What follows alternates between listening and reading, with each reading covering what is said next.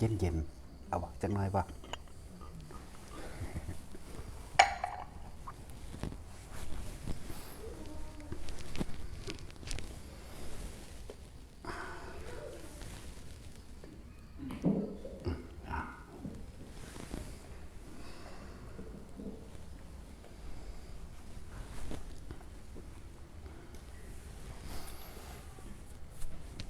พวกเฮาพบกันชั่วคราวเด้อจากกันชั่วนิรันดร์บ่ฮู้ว่าสิเห็นกันอีกบ่ถ้าเห็นกันอีกอะกว่าสิลื้อฟื้นความทรงจ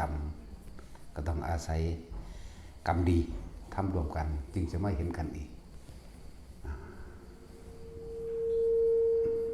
บางคนก็สามารถปฏิบัติรู้เห็นได้บางคนก็บ่ได้มันสะท้อนกลับมาทางนี้บ่ต้องเอ็กโคดอกกูดังอยู่แล้วโดยเฉพาะด่าคนได้เอ็กโคบักห้าได้เอ็กโคเลยดิบักห้านี่แต่มันสะท้อนกลับกรรมอันใดที่พวกเฮาเฮ็ดไว้บ่ว่าดีบ่ว่าเลวล้วนแล้วแต่เฮาต้องได้รับผลของมันแต่ว่าทุกๆคนสามารถที่สิหนีออกจากกรรมเก่าได้ทั้งนั้นแหละหนีออกจากกรรมเก่าได้เพียงแต่ว่าเฮาบ่ไปคิดถึงมันอย่าคิดถึงดีก็บ่เอาเดี๋ยวนี้เลวก็บ่เอาจังว่าอย่าวิธีดับสัญญาหรือว่าหยุดคิดก็มีแล้วมีแต่เอาแบบเนื้อแน่นๆแก่นๆดุๆให้เด้ๆแต่ละคนนี่บ่ได้ให้ออมค้อมเด้วิธีฝึกหัดให้อยากให้ทุกคนน่ะพ้นออกจากความกายความเวียนว่ายตายเกิดพ้นออกจากทั้งหลายทั้งปวงที่ว่าคำว่าทุกข์นั่นเองอยากให้ทุกคนพ้นออกเลยเด้บ่ได้ให้มาสนใจเกิดเป็นนั่นเป็นนี่บ่ได้มาฝึกหัดปฏิบัติเพื่อว่าสิให้แม้กระทั่งพระอรหันต์ก็บ่ให้เป็นพุ่นเด้นั่นแหละจังว่าให้มีแต่เอาเนื้อแน่นๆแก่นๆมันให้เลยจะฮู้ว่า เฮาเห็นผลที่เพิ่นฝึกหัดปฏิบัติมาแล้วเฮาก็อยากเป็นเหมือนเพิ่นเนาะอยากเป็นคือกันกับเพิ่นเฮ็ดจังได๋สิได้คือเพิ่นเนาะส่วนมากสิคิดเอาแต่ยอดมันเด้อถามต้นเหตุถามวิธีทำที่เพิ่นเป็นมาซะก่อนกว่าสิสำเร็จได้มันบ่แม่นของง่ายเพิ่นแลกมาทุกวิถีความทุกข์ยากลำบากอดอยากแบบใดไปลำพังแต่เพียงผู้เดียวกว่าสิได้วิธีที่รัดสั่นแล้วก็ง่ายแล้วก็เหมาะสมกับทุกๆคนนั่นแหละถามเพิ่นเบิ่งหม้องนี้ก่อนใน30กว่าปีนี่กับพวกเฮามาแค่รัดเอา5นาทีนี่มันไกลกันบ่30กว่าปีเป็นจักชั่วโมงเป็นจักหน้าที่เป็นจักวินาทีแต่ว่าถ้าพวกเขามาตั้งใจเฮ็ดแค่ที่เพิ่นแนะนำให้5นาทีก็ได้ดอกเหลืออยู่แค่ว่าการประคองหรือรักษาไว้เราเสียงเอโคลงอีกเนี่ยมันสะท้อนขึ้นมามันตีกลับนะที่เบนไปไหมเมื่อกี้นี่นะเอาลงอีกแน่มันสะท้อนกลับไม่ต้องให้มันเอโคดอกเอาธรรมดานี่แหละเอาขึ้นอีกยังน้อยสั่นโพดบานนี่ บอกให้มันเอโคกับพ่อเอาลงยักน้อยเอาละ โอ้ยสั่นโพด จักน้อยขีดนึงสั่นเอาพวกนั้นมันจะคว่ำพอดีเลยมันมักย่องอย่างเด้พวกมาล่ำบักลงทุนล้านได้ขึ้น50 บาทนึงบ่ได้พ่อ100ซ้ำ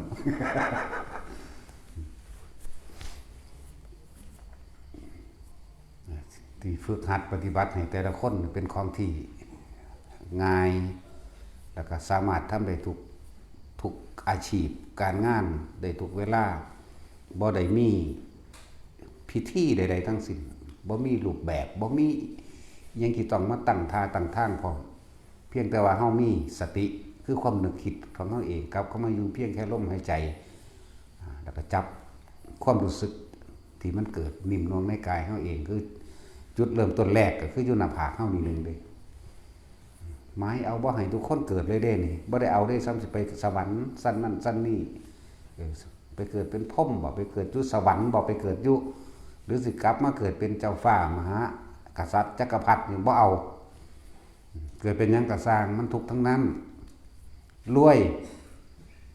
ป่วยคือเขาหิวคือเขาร้อนหนาว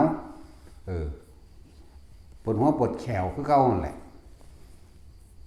อะไรที่เกิดมารวยหรือบ่รวยก็ดีตอนนี้มันเกิดแล้วมันเลือกบ่ได้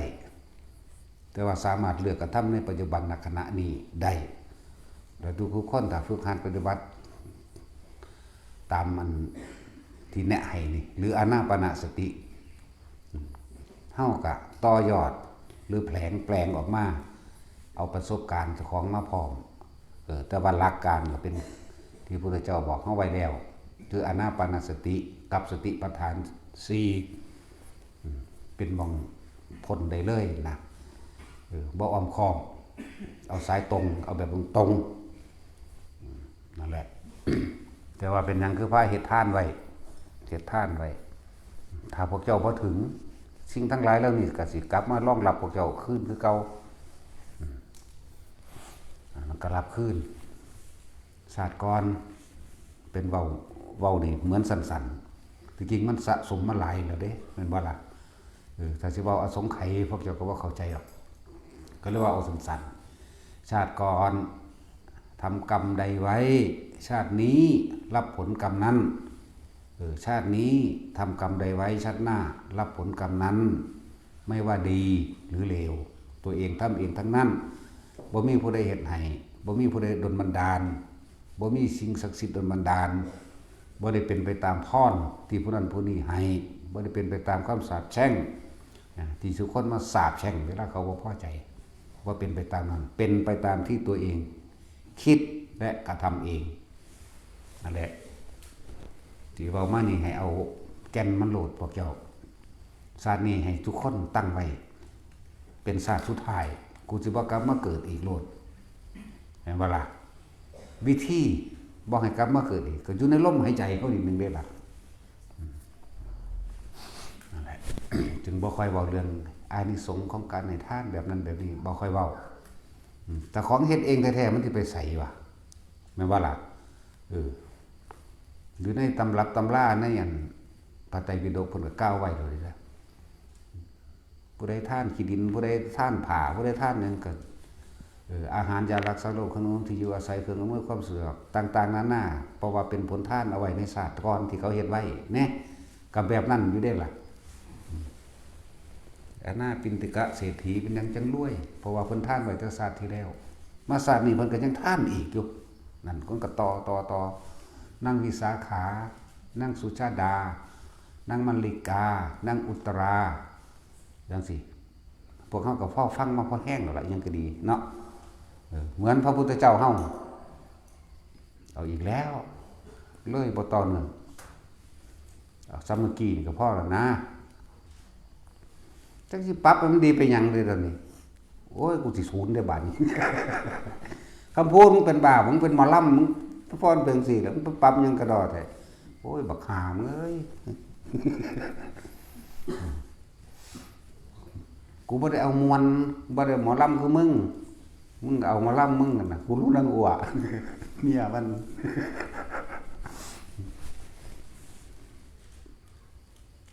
พอแล้วเด้อบ่ต้องปรับอีกเอาซ้ำนี้ละเนี่ยยังปรับอีกอยู่สั่นปั๊บบัดอะไรทั้งวายทุกคนนั่นน่ะตั้งใจเฮ็ดในตัวเองนั่นแหละสิ่งเหล่านี้เป็นสิ่งที่พวกเฮากำหนดเองได้ตัวเฮาเองความเชื่อหรือความคิดบ่มีไผบังคับไผใดเด้แต่ว่าแต่เฮาคิดพิจารณาใครควรจากประสบการณ์จริงในชีวิตจริงของเจ้าของที่แสดงมาเรื่อยๆที่พวกเฮาได้ยินได้ฟังมาเรื่อยๆ สมมุติบ่สมมุติละเอาของจริงโดดตั้งแต่เฮาไปให้ทานมานี่ไปให้ทานตามวัดตามว่าต่างๆและหลายๆทุกสถานที่ที่เคยไปมีแต่ขอเด้นั่นว่าใส่ซ่อง100นึงขอ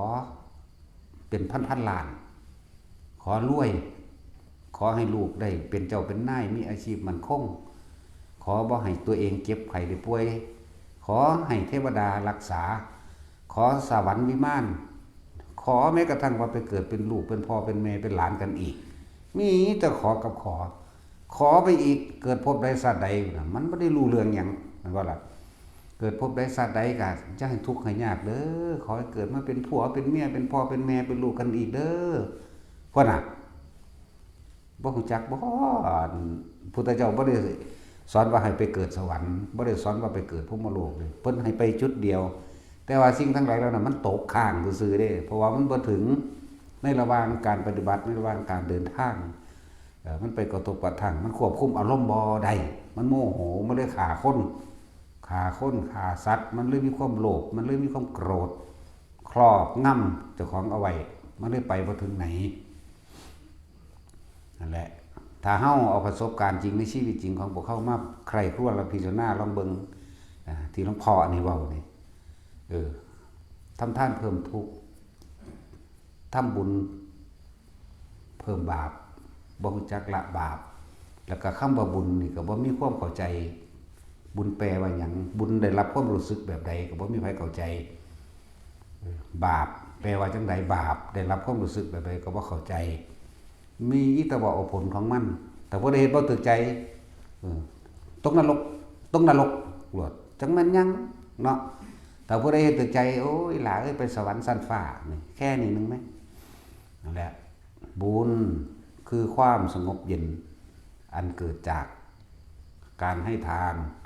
นแล้วต้องบ่หวังผลในทานบ่มีจิตผูกพันในผลแห่งทานบ่ได้มุ่งการสังสม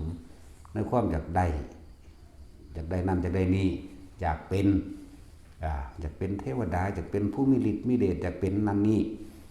อยากได้อยากดีอยากมีและอยากเป็นถ้าทุกคนยอมรับว่าตัวเองเคยเห็นมาแบบนี้คำว่ายอมรับนี่คือยอมรับต่อของเองว่าต่อของเคยเห็นเด้มันจึงจะ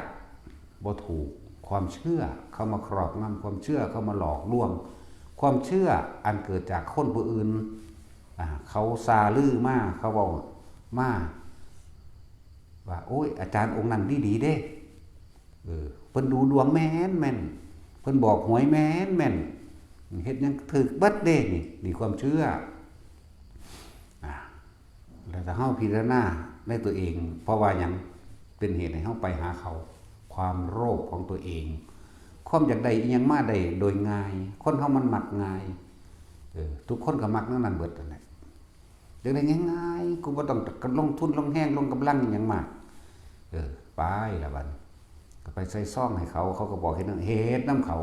เฮ็ดนำเพราะว่าหยังเฮ็ดนำเพราะว่าอยากรวยคำว่าพ้นทุกข์พ้นยากของคนซุมื้อนี่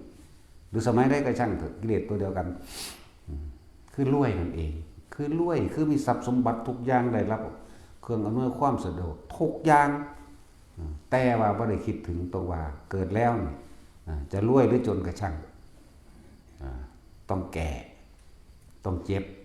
ต้องป่วยสุดท้ายก็ต้องตายพลัดพรากจากสิ่งที่รักตายจากบุคคลที่เฮาฮักหรือบุคคลที่เฮาฮักเฮาเคารพเฮานับถือตายจากเฮาเองนั่นบ่ได้คิดพอจุดมองนี้มันนั่นแหละแต่ว่าให้แต่ละคนพิจารณาเข้ามากูเป็นนักสั่นอีหลีนั่นแล้วกูก็ขอมาตลอดแล้วกูได้ตามที่กูขอบ่นั่นบ่ล่ะถ้าได้มันบ่ได้มีหม่องกองไว้เด้เพราะว่าผู้ใดก็ขอเป็นเบิดโลกนี่บ่ได้ว่าแต่คนในศาสนาพุทธธรรมะนี่แปลว่าความจริงของทุกชีวิตสรรพสัตว์ล้วนแล้วแต่ปรารถนาความสุขเหมือนกันทั้งเบิดคนประเทศใดก็สร้าง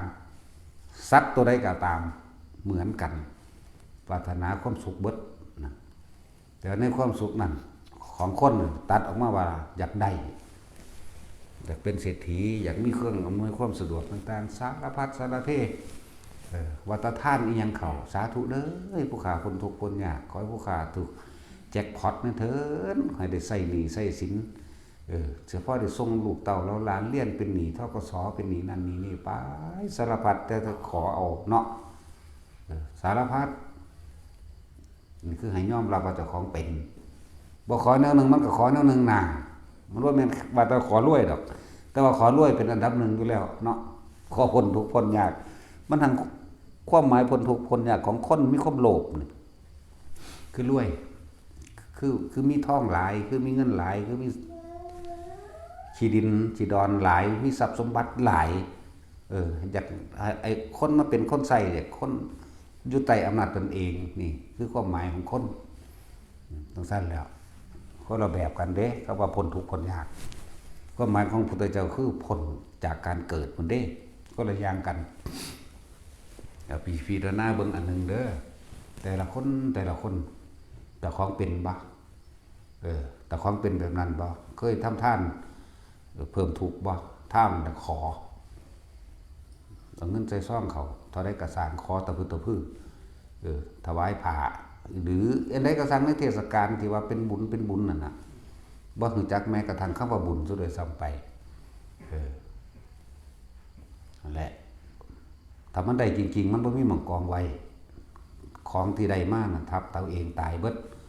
ถ้ามันได้จริงๆคนสิบ่ทุกข์มีเสมอกันบ่มีคนป่วยบ่มีคนแก่เฒ่าชราบ่มีคนตายพร้อมแม่นบ่ก็มันขอได้เด้ซั่นแต่ความเป็นจริงแล้วมันบ่ได้นี่ก็เอามาคิดเบิ่งตัวแหละมันจึงฟังธรรมคือคำสอนพุทธเจ้าอันแท้จริงบ่เข้าใจอีกอย่างนึงก็ขึ้นเนื่องด้วยกับว่าเฮานั่นเข้าผิดหม่องบ่มีผู้ใดกล้าเว้าความจริงมีแต่ถูกหลอกลวงเขาก็หาตั้งแต่ของมาตัวขายก็เขาอยากรวยนั่นแหละแต่พวกเจ้าก็อยากรวยอีกคือกันมีรุ่นพันล้านรุ่นเหนือดวงเป็นรุ่นเนี่ยป้องกันเจ็บกันตายบ่ธรรมดาเด้รุ่นเหนือดวงรุ่นโชคลาภรุ่นท่านใจรุ่นนั่นรุ่นนี้ถูกหลอกเบิดเด้อนั่นแหละเบิ่นเฮาลองหันเข้ามาเบิ่งมาเอาธรรมอันนี้ไปประกอบความคิดเห็นเจ้าของกับความจริงของชีวิตจริงเจ้าของเด้อตะกี้เฮามีแต่ขอถ้ามันขอได้มันก็เป็นคือเพิ่นว่าบ่มีคนเจ็บคนป่วยบ่มีผู้ใดทุกข์บ่มีคนพิการบ่มีผู้ใดตายพร้อมแม่นบ่ล่ะทั้งสั้นแล้วบัดนี้มันบ่แม่นแต่ธรรมะพุทธเจ้าว่าสิ่งใดสิ่งหนึ่งเกิดขึ้นเป็นธรรมดาความจริงของสัตว์โลกนี่สิ่งนั้นก็ต้องแตกดับเป็นธรรมดาการพบคือการเริ่มจากการเกิดคือการลืมตายคนเฮาเกิดปั๊บมันเริ่มตายแล้วเด่นคนเฮาเห็นกันปั๊บนี่คือเฮาเห็นกันเดี๋ยวนี้ล่ะมื้ออื่นก็สลายแล้วเนาะเริ่มจากอันนี้นี่คือสัจธรรมความจริงที่พวกเฮานั่นมองข้ามเพราะความโลภความอยากได้อยากรวยบังตาเลยเฮ็ดไปทั่วที่มาหาพระก็มาขอพระคนก็ขอพระพุทธรูปก็ขอเอาไปมาขอไปน้ำหลักเสาหัวขอไปน้ำห้าวหัววัดนั่นแหละก็มีขอไปน้ำศาลหลักบ้านหอปู่ตาเจ้าหงเจ้าบ้านไปสารวัตรถ้าจะว่าไปขอไปเขาว่าบริจาคนั้นขอน้ำงูน้ำเหี่ยวไปขอน้ำหนักนั่นแหละขอน้ำงูขอน้ำขุดขอน้ำนกหลายสารพัดถ้าจะว่าไปขอน้ำหอดฉีนขากจับมันหงายถอดกันว่าออกเนาะแต่สินพอกันเบิ้งได้บัดนี้เพิ่นบู๊มันบังตาขนาดนั้นเด้ก็เหล็กน้ำหอดหินขาดนะสั่นแล้วเราแปลว่าแบบกกกล้วยกกยังกระรูปไปขาวจุนพูนกกไปกูอยู่ดีพี่สุกแล้วต้นใดเป็นตะขังต้นโพก็ไปหาเอาแป้งไปลูบไปท่ามันมันขิวมันเหม็นมันบ่มักดอกนั่นแหละให้คิดเบิ่งอันนี้เรื่องนึงให้พวกเจ้าน้อมเข้ามาเบิ่งถ้ามันขอได้ถ้ามันเป็นไปได้คนนี่บ่เฒ่าเนาะบ่ป่วยพร้อมบ่พิการแล้วก็บ่มีผู้ใดตายจากเจ้าของมันสิอยู่เป็นจังซั่นเลย แล้วก็พวกเจ้าก็เบิ่งแหน่โลกนี่น้อยๆเด้มันสิอยู่จังไดคนว่าคนพวกรุ่นก่อนๆขอมาก่อนเฮาอีกเนาะขอแล้วก็ตายขอแล้วก็ตายพวกเฮาก็คือกันขอแล้วก็สิไปตายคือกันนั่นแหละบ่เหลือหน้าคนอยู่ในนี่เกิดมาเท่าใดก็ตายเบิดล่ะคนทั้งโลกนี่สัตว์ทั้งโลกเกิดเท่าใดตายเท่านั้นบ่เหลือนี่แหละเพิ่นจึงให้เฮาศึกษาธรรมะในอริยสัจสี่สิศึกษาให้เห็นอนิจจังคือทุกสิ่งทุกอย่างเนี่ยเกิดขึ้นมาแล้วเนี่ยล้วนแล้วแต่มีความแปร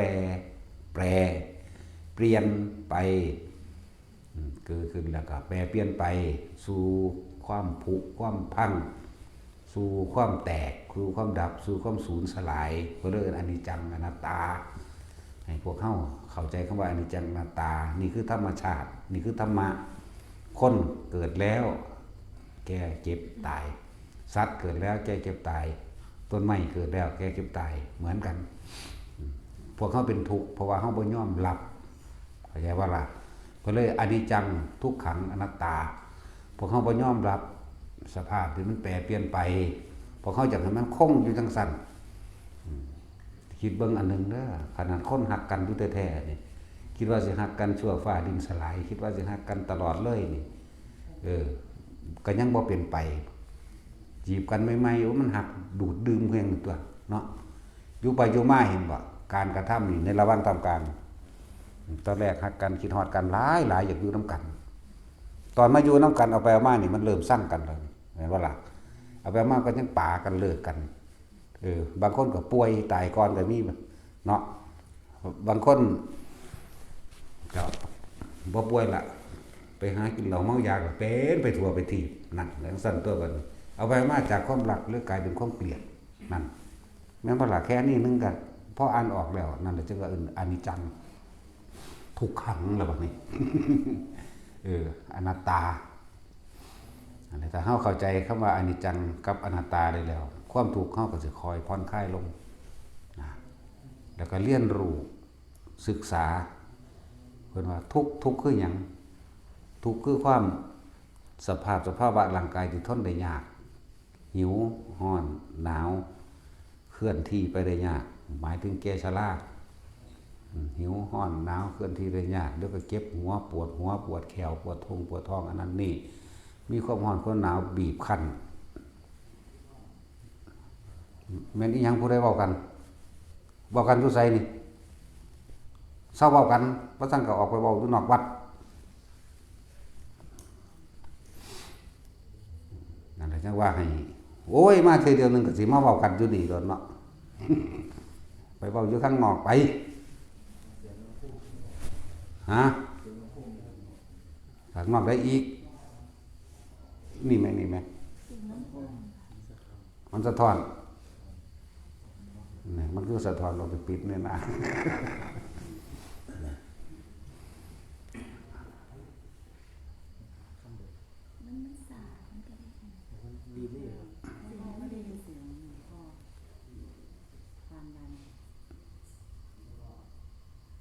มันคือซาแท้ซาก็สิซากันเพราะนั้นกูก็บ่ได้สโลว์ได้สูง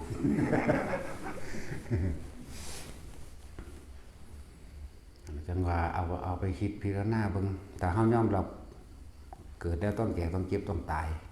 แต่เฮายอมรับแล้วก็หาวิธีออกทุกข์พอหิวทุกข์พอร้อนทุกข์พอหนาวทุกข์เพราะว่าป่วยนะบ่แล้วก็สุดท้ายทุกข์กว่านั้นอีกทุกข์เพราะว่าย่านตายแต่ก็ต้องตายแต่เฮาฝึกหัดแล้วสาเหตุแห่งทุกข์คือหยังวะนี่ทุกขังอริยสัจจังคือหยังนี่แหละความจริงของสัตว์ทั้งหลายที่เป็นทุกข์เพราะว่าความเกิดแล้วต้องแก่ต้องเจ็บต้องป่วยต้องไข้สุดท้ายแล้วก็ต้องตายสาเหตุทุกขสมุทัยโยคือหยังความอยากโตเดียวเลยความอยากได้ดังใจบ่มีผู้ใดอยากป่วยแต่ก็ต้องป่วยต้องแก่บ่มีผู้ใดอยากหิวแต่ก็หิวบ่มีผู้ใดอยากร้อนอยากหนาวแต่ก็ต้องร้อนต้องหนาวเป็นไปตามธรรมชาติความอยากมีตั้งแต่อยากแบบนี้แบบสมหวังอยู่ตลอดแบบพอใจอยู่ตลอดนะแต่ว่ามันบ่เป็นไปธรรมชาติของมันก็ต้อง เกิดแล้วก็ต้องแก้ต้องเก็บต้องตายนั่นแหละสาเหตุของเฮาก็เลยยึดเพราะว่าเฮาบ่ยอมรับอนิจจังอนัตตาเฮาเลยเป็นทุกข์ถ้าเฮาเข้าใจอนิจจังทุกขังอนัตตาได้นั่นแหละถ้าเฮาเข้าใจตัวนี้ได้เฮาก็หาวิธีฝึกหัดปฏิบัติเอาตัวนิโรธแปลว่าดับความอยากหยุดความเห็นเด้นิโรธอยากว่าหยุดความคิดปรุงแต่งแสวงหาในความอยากได้และอยากเป็นนี่นิโรธนิโรธธรรมมันตินี่หยุดความเห็นว่างความเห็นทั้งบัดบัดนี้มันหยุดบ่ได้ในปัจจุบันในเริ่มต้นแรกมันเข้าใจดีแล้วเกิดแล้วต้องแก่ต้องเก็บต้องตายยอมรับร่างกายไม่ใช่ของเรายอมรับหิวร้อนหนาวก็หิวก็หายมันกินร้อนก็เฮ็ดมันเย็นหาแนววิธีหนาวก็เฮ็ดให้มันอุ่นนะเฮายอมรับเพียงว่าประคองไว้เพียงแค่ตายคนเฮามันแค่เกิดมาหากินสร้างตายบ่มีอีหยังมากกว่านี้รวยก็กินแค่อิ่มรวยก็ป่วยรวยก็เกิดหากินซ้ำตายจนก็เกิดหากินซ้ำตายกินก็กินได้แค่อิ่มบ่กินเกินนั้นนั่นแหละเข้าใจแล้วเข้าใจเฮายอมรับแล้วก็หาวิธีเพิ่นจังว่า ถ้าเฮามีความเห็นตามความเป็นจริงนี่เพิ่นจังว่ามักมีองค์8หนทางแห่งการดับทุกข์ทุกข์อันเกิดจากการเกิดนี่เองทุกข์อันเกิดจากความอยากทุกข์อันเกิดจากความเห็นทุกข์อันเกิดจากความอยากได้อยากดีอยากมีอยากเป็นมันจังว่าวิธีมันเฮาก็ใส่ความเห็นซะก่อนสัมมาทิฏฐิความเห็นตามความเป็นจริงบ่ผิดเปลี่ยนจากความจริงเห็นว่าสัตว์โลกมันไปตามกรรมนี่ก็เป็นความจริงเห็นว่าเกิดแล้วต้องแก่ต้องเก็บต้องตายนี่ก็ความจริงเห็นว่าสัตว์โลกเป็นไปตามกรรมนี่ก็เห็นไปตามความจริงคือการกระทำของตนเองการกระทำของตนเองทั้งหมดเนี่ยล้วนแล้วเฮาก็ได้รับผลของการกระทำของเฮาเองบ่มีผู้ใดเสกสรรดลบันดาลเห็นบ่ล่ะเห็นตามความเป็นจริงเกิดเป็นหยังก็ทุกข์เห็นตามความเป็นจริงเรื่อยๆแล้ววิธีดับทุกข์เพิ่นก็สอนเฮาแล้วจับหลักอานาปานสติลมหายใจเฮาเองเป็นผู้คิดถึงคิดฮอดน้อมความคิดเข้ามาอยู่รู้สึกอยู่กับเพียงลมหายใจเข้าออกโดยอย่าหนีออกจากฐานทั้ง3กายเวทนาจิตจิตเวทนากายอาศัยลมเข้าอาศัยลมออกลมเข้าลมออกอยู่นี่เดี๋ยวมันเกิดคำว่าสมาธิแปลว่าจิตตั้งมั่นนั่นแหละเมื่อจิตตั้งมั่นตั้งตรงไหนตั้งตรงกลางหน้าผากนี่แหละเอาความรู้สึกให้อยู่เกิดในความรู้สึกเดียวรู้สึกนวงๆอยู่กลางหน้าผากถ้ามันมีความรู้สึกอยู่นี่ความคิดมันไปบ่ได้ดอกเพราะทุกคนมันก็ทุกข์เพราะว่าความคิดเห็นว่าคิดอยากได้อยากดีอยากมีอยากเป็นนั่นแหละความคิดนี่แหละเหตุจังใดทั้งสิ้นระงับดับความคิดได้หยุดความคิดได้ก็เลยหาวิธีว่าฌานก็แปลว่าเพ่งอยู่เมื่อเพ่งอยู่แล้วเกิดเป็นสมาธิ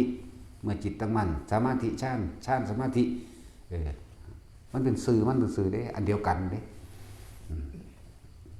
สมาธิภาวนาหรือสมถะภาวนากันเดียวกันนี่แหละเห็นใดเฮาสิทำความรู้สึกเดียวสิอยู่ตรงกลางระหว่างคิ้วได้ถ้าคนเฮาถ้ามีความรู้สึกอยู่ในตนเองได้บัดนี้เว้าโดยหลักมันกายมันเป็นส่วนใหญ่แต่ที่ว่าคิดถึงกายเด้อมันก็ใหญ่มันหลายหัวก็ว่ากายจมูกก็ว่ากายแขนขาก็ว่ากายท้องก็ว่ากายเพิ่นเลยกายในกายเพิ่นเน้นให้เฮาว่านี่ลมหายใจนั่นแหละคือกายในกายอันหนึ่งเพิ่นจึงให้เฮาให้พวกเฮานี่รู้ในลมหายใจความรู้สึกอยู่กับลมเบนเข้าออกแล้วหลวงพ่อตัดสั่นมาว่าเอาเฉพาะลมเข้าออกเวลาเฮาสูดลมหายใจเข้าให้มันไปสุดแค่ว่าหม่องพอดีสุดคิ้วเฮานี่เกือบสิถึงคิ้วอยู่หม่องหักพอดีเลยอยู่หม่องดังบ่แม่นดังหักเลยดังหักขึ้นมาจังน้อยนี่ถ้าสูดลมหายใจเขาสิมีความรู้สึกเย็นอยู่ในโพรงจมูกตรงนี้สิมาสูดเลยดังหักจักน้อยถ้าเขามีความคิดระลึกนึกถึงความรู้สึกเขาแค่นี้อาการปิติเกิดอยู่ตรงระหว่างคิ้วเขาเองนั่นแหละจังว่าคำว่าลมหายใจคือกายในกายอันหนึ่งบัดนี้คำว่าเวทนามี3อย่างสุขเวทนาทุกขเวทนาและอุเบกขาเวทนาพอใจนั่นคือสุขเวทนาทุกขเวทนาคือบ่พอใจอุเบกขาเวทนาคนบ่ค่อยมีมองข้ามตกจุดนี้เบิดเวทนานี่เวลาเฮาคิดถึงความพอใจเวลาเฮาคิดถึง บุคคลที่รักแล้วก็มีความถูกกันมาตลอดบ่ค่อยขัดใจกันเฮาเลยเอิ้นว่าสุขเวทนาหรือพอใจบัดนี้เวลาเฮาคิดถึงคนที่บ่พอใจกันเป็นทุกขเวทนาเวทนานอกออกดอกเบิดนี่ไปพอใจคนนั้นไปเกลียดคนนี้นั่นเดี๋ยวก็ดูสิแต่ว่าอุเบกขาเวทนาบ่รู้จักมันเป็นความรู้สึกจังใดอุเบกขาเวทนานั่นแหละเพิ่นว่าเวทนาในเวทนาบัดจังใดเพราะอาศัยลมหายใจเข้าออกคำว่าเวทนาในเวทนาคือตัวจิตตั้งมั่นคือเป็นอุเบกขาคือการวางจิตเป็นกลางนี่เองทำความรู้สึกรับรู้อยู่ในตัวเองเรียกว่ากายเวทนาจิตนี่มันคลุมหมู่อยู่แล้วจิตคือตัวรู้สึกนี่แหละความรู้สึกต่างๆจิตนี่เป็นผู้สั่งสมบัติทั้งอย่างเป็นสัญญาเป็นอารมณ์เป็นความรู้สึกส่วนมากเฮาบ่เอาความรู้สึกไว้ในตนเองเฮาเอาความรู้สึกไปรักคนนั้นไปเกลียดคนนี้พอใจบุคคลสัตว์สิ่งของไม่พอใจบุคคลสัตว์สิ่งของออกนอกเบิดแต่ว่าถ้าเฮายึดหลักร่างกายเฮาเป็นหลักกายเวทนาจิตเวทนากายรวมแล้วเป็นความรู้สึกตัวรับรู้ในความรู้สึกอยู่ตรงกลางระหว่างคิ้วนี่คือเบื้องต้นแต่คนฝึกไปนานแล้วความรู้สึกนิ่มๆหน่วงตรงกลางระหว่างคิ้วก็เริ่มแพร่กระจายออกตรงกลางระหว่างหน้าผากหรือบางที่มันก็เคลื่อนขึ้นบนหัวเนือบหน้าเพื่อมือเศร้าบางที่ก็คือบอนๆบางคนก็ว่าบอนบางคนก็ว่าต้นบางคนก็ว่าคือลมหัวกุดหน่อยหมุนดึงหัวบางที่มันก็เย็นว่าเข้าตรงกลางระหว่างสมองเด็กถูกทั้งหมดอันนี้ถูกต้องทั้งหมดว่าบางคนก็ถามว่าให้เอาอยู่จุดไหนเอาความรู้สึกในกายแม้นอยู่ตรงกลางระหว่างคิ้วแม้นหน้าผากบนหัวหรือกลางสมองทำความรู้สึกอยู่ในความรู้สึกที่มันเกิดในกายนั่นเองอย่าหนีออกจากเรื่องกายเพิ่นเอิ้นว่าวิหารธรรมมั่งเฮาบอกให้เรียกว่าเรื่อนแห่งใจหรือความรู้สึกแห่งที่ใจเฮาสัมผัสได้นั่นเองอาการของอุเบกขาเวทนาก็คือนิ่มๆนวลๆนี่เอง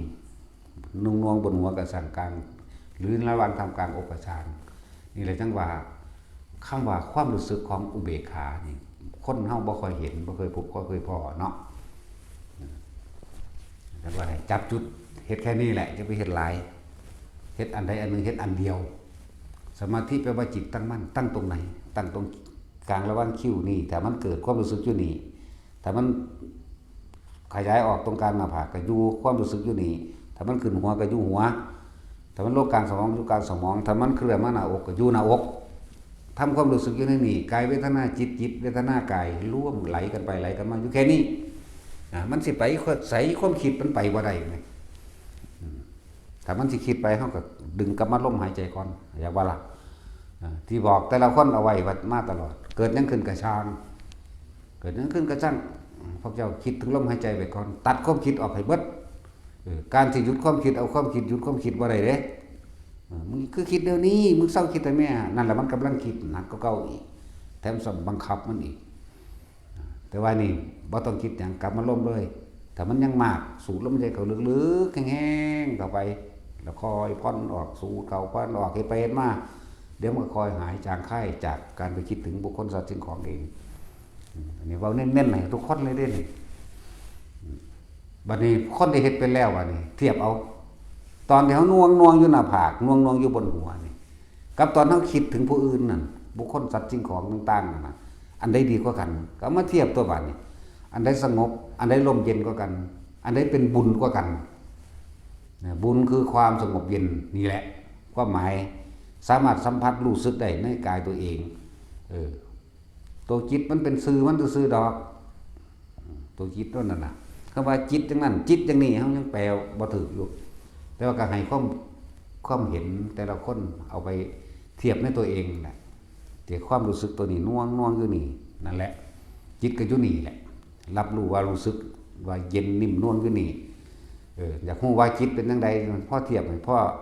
เข้าใจทุกคนมีบ้านคิดถึงบ้านเป็นรูปบ้านในของที่มันเป็นสัญญาจำไว้ในใจในตายแล้วมันบ่นั่นแหละจิตตอนนี้จิตไปอยู่บ้านผู้ใดมีรถคิดถึงรถจิตไปอยู่รถจากว่าล่ะผู้ใดมีหน้ามีสวน สวนมันสวนอ้อยสวนยางคิดถึงสวนมันสวนอ้อยสวนจิตไปอยู่สวนมันสวนอ้อยสวนยางการมาลมหายใจคิดถึงลมหายใจวืดขึ้นมาจิตมาอยู่นี่จากบ้านละมันบ่ได้คือคิดถึงบ้านถ้าคิดถึงบ้านพวกเราเป็นห่วงปรุงแต่งต่างๆนานาสารพัดบางทีก็ภูมิใจกับบ้านบางทีก็บ้านบ่ทันได้เสร็จบ่ทันได้แล้วบางทีก็ย่านนั้นย่านนี้ย่านไฟสูงไฟสดไฟหมงไฟใหม่ย่านไปนี่มันปรุงแต่งคิดถึงสวนยางก็เหมือนกันย่านเขาไปลักกี่ยางคิดถึงสวนอ้อยก็ย่านเขาไปแอบเผาหรือจะเผาเองมื้อนั่นล่ะเนาะคิดถึงสวนมันก็เหมือนกันนี่ความคิดนึกสิปรุงแต่งขึ้นแต่ถ้าคิดถึงลมหายใจแล้วปั๊บกลับเข้ามาลมหายใจเกิดความรู้สึกนิ่มนวลอยู่นี่มีแต่ความสงบเย็นบ่ได้กังวลหยังเลยเพราะจิตมันเป็นกลางมันรับรู้แห่งความรู้สึกที่เป็นกลางเป็นอุเบกขาเนี่ยจังหวะเน้นย้ำให้ทุกคนเอาหัวใจมาโหลดอันอื่นๆกับพาเฮ็ดอยู่เห็นบ่ล่ะเฮาบ่ค่อยสนใจเรื่องพิธีอันนั้นอันนี้ปานใดเอาสัตว์เรื่องจิตเลยผู้ใดเข้าใจหลักจิตเข้าใจหลักความคิดผู้ใดควบคุมความคิดได้ผู้นั้นก็ได้แล้วซึ่งหลักธรรมบ่ต้องไปหาหลักอันอื่นอีกบ่ต้องไปฝึกวิธีใดอีกก็ได้หรอกเพราะว่าฝึกมาเบิดแล้วล่ะอันนี้ก็ดีฝึกมาเบิดแล้วกรรมฐาน40อย่างเฮ็ดเป็นเบิดแต่ว่าพวกเฮานั่นมันมีแต่สิตายไปเบิดแล้วล่ะมันเฒ่าแล้วสิมาพอแนวนี้เอาหม่องมันโลดไปหยังเนาะอันนี้เขาทดสอบทดลองมัน30กว่าปีแล้วก็เลยหาวิธีว่าเฮ็ดจังใดเขาสิได้เร็วๆเฮ็ดจังใดเขาสิเอายอดมันโหลดขนาดมันยังมาถามเอาผลมันอยู่ได้เนาะมาถามเฮาแต่ละอันแต่ละอย่างถามเอาผลมันเลยคือว่าเขาสิสำเร็จรู้ได้ถามเหตุที่เขาเจ้าเฮ็ดมาแหน่เขาเจ้าเฮ็ดสู่มาจักปีแล้วดันดนมาจากปีแล้ววันนี้เอาวิธีที่ง่ายที่สุดมาให้แล้วพากันเฮ็ดเอาเนาะนั่นแหละจังว่าซ้ำสวรรค์นี่บ่เอาแต่ผู้ใดทรงฌานเป็นเดี๋ยวสวรรค์1 2 3 4 5บ่เอาเลยเฮาเอาปิติเป็นอาหารใจเอาความเป็นว่างจิตเป็นอุเบกขาอย่างวันว่างจิตเป็นอุเบกขารับรู้ในความรู้สึกนิ่มนวลในตนเองถ้าผู้ใดสั่งสมเผาไปเรื่อยปัญญามันก็เกิดในหันเองถ้าเว้าเรื่องปัญญาที่นี่เด็กก็แสดงให้ฟังด้วยยอดของปัญญาเนี่ยยอดแห่งความเห็นทั้งเบิดและยอดแห่งความจริงทั้งเบิดในโลกนี้อนิจจังอนัตตายอดแล้วบ่มีหยังพ้นเกิดแล้วต้องเปลี่ยนแปลงแล้วก็แตกดับถ้าเว้าเรื่องอูแองน้ำต้นไม้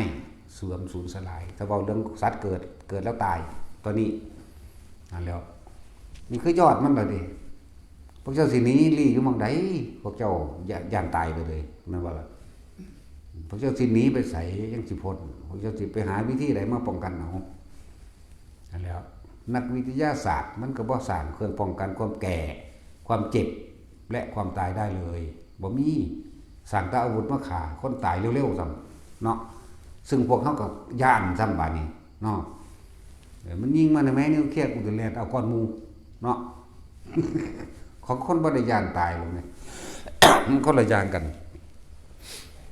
นักวิทยาศาสตร์มันก็บ่ได้สร้างเครื่องมาป้องกันความเจ็บความปวดความป่วยและความตายและเครื่องป้องกันการเกิดเฮ็ดบ่ได้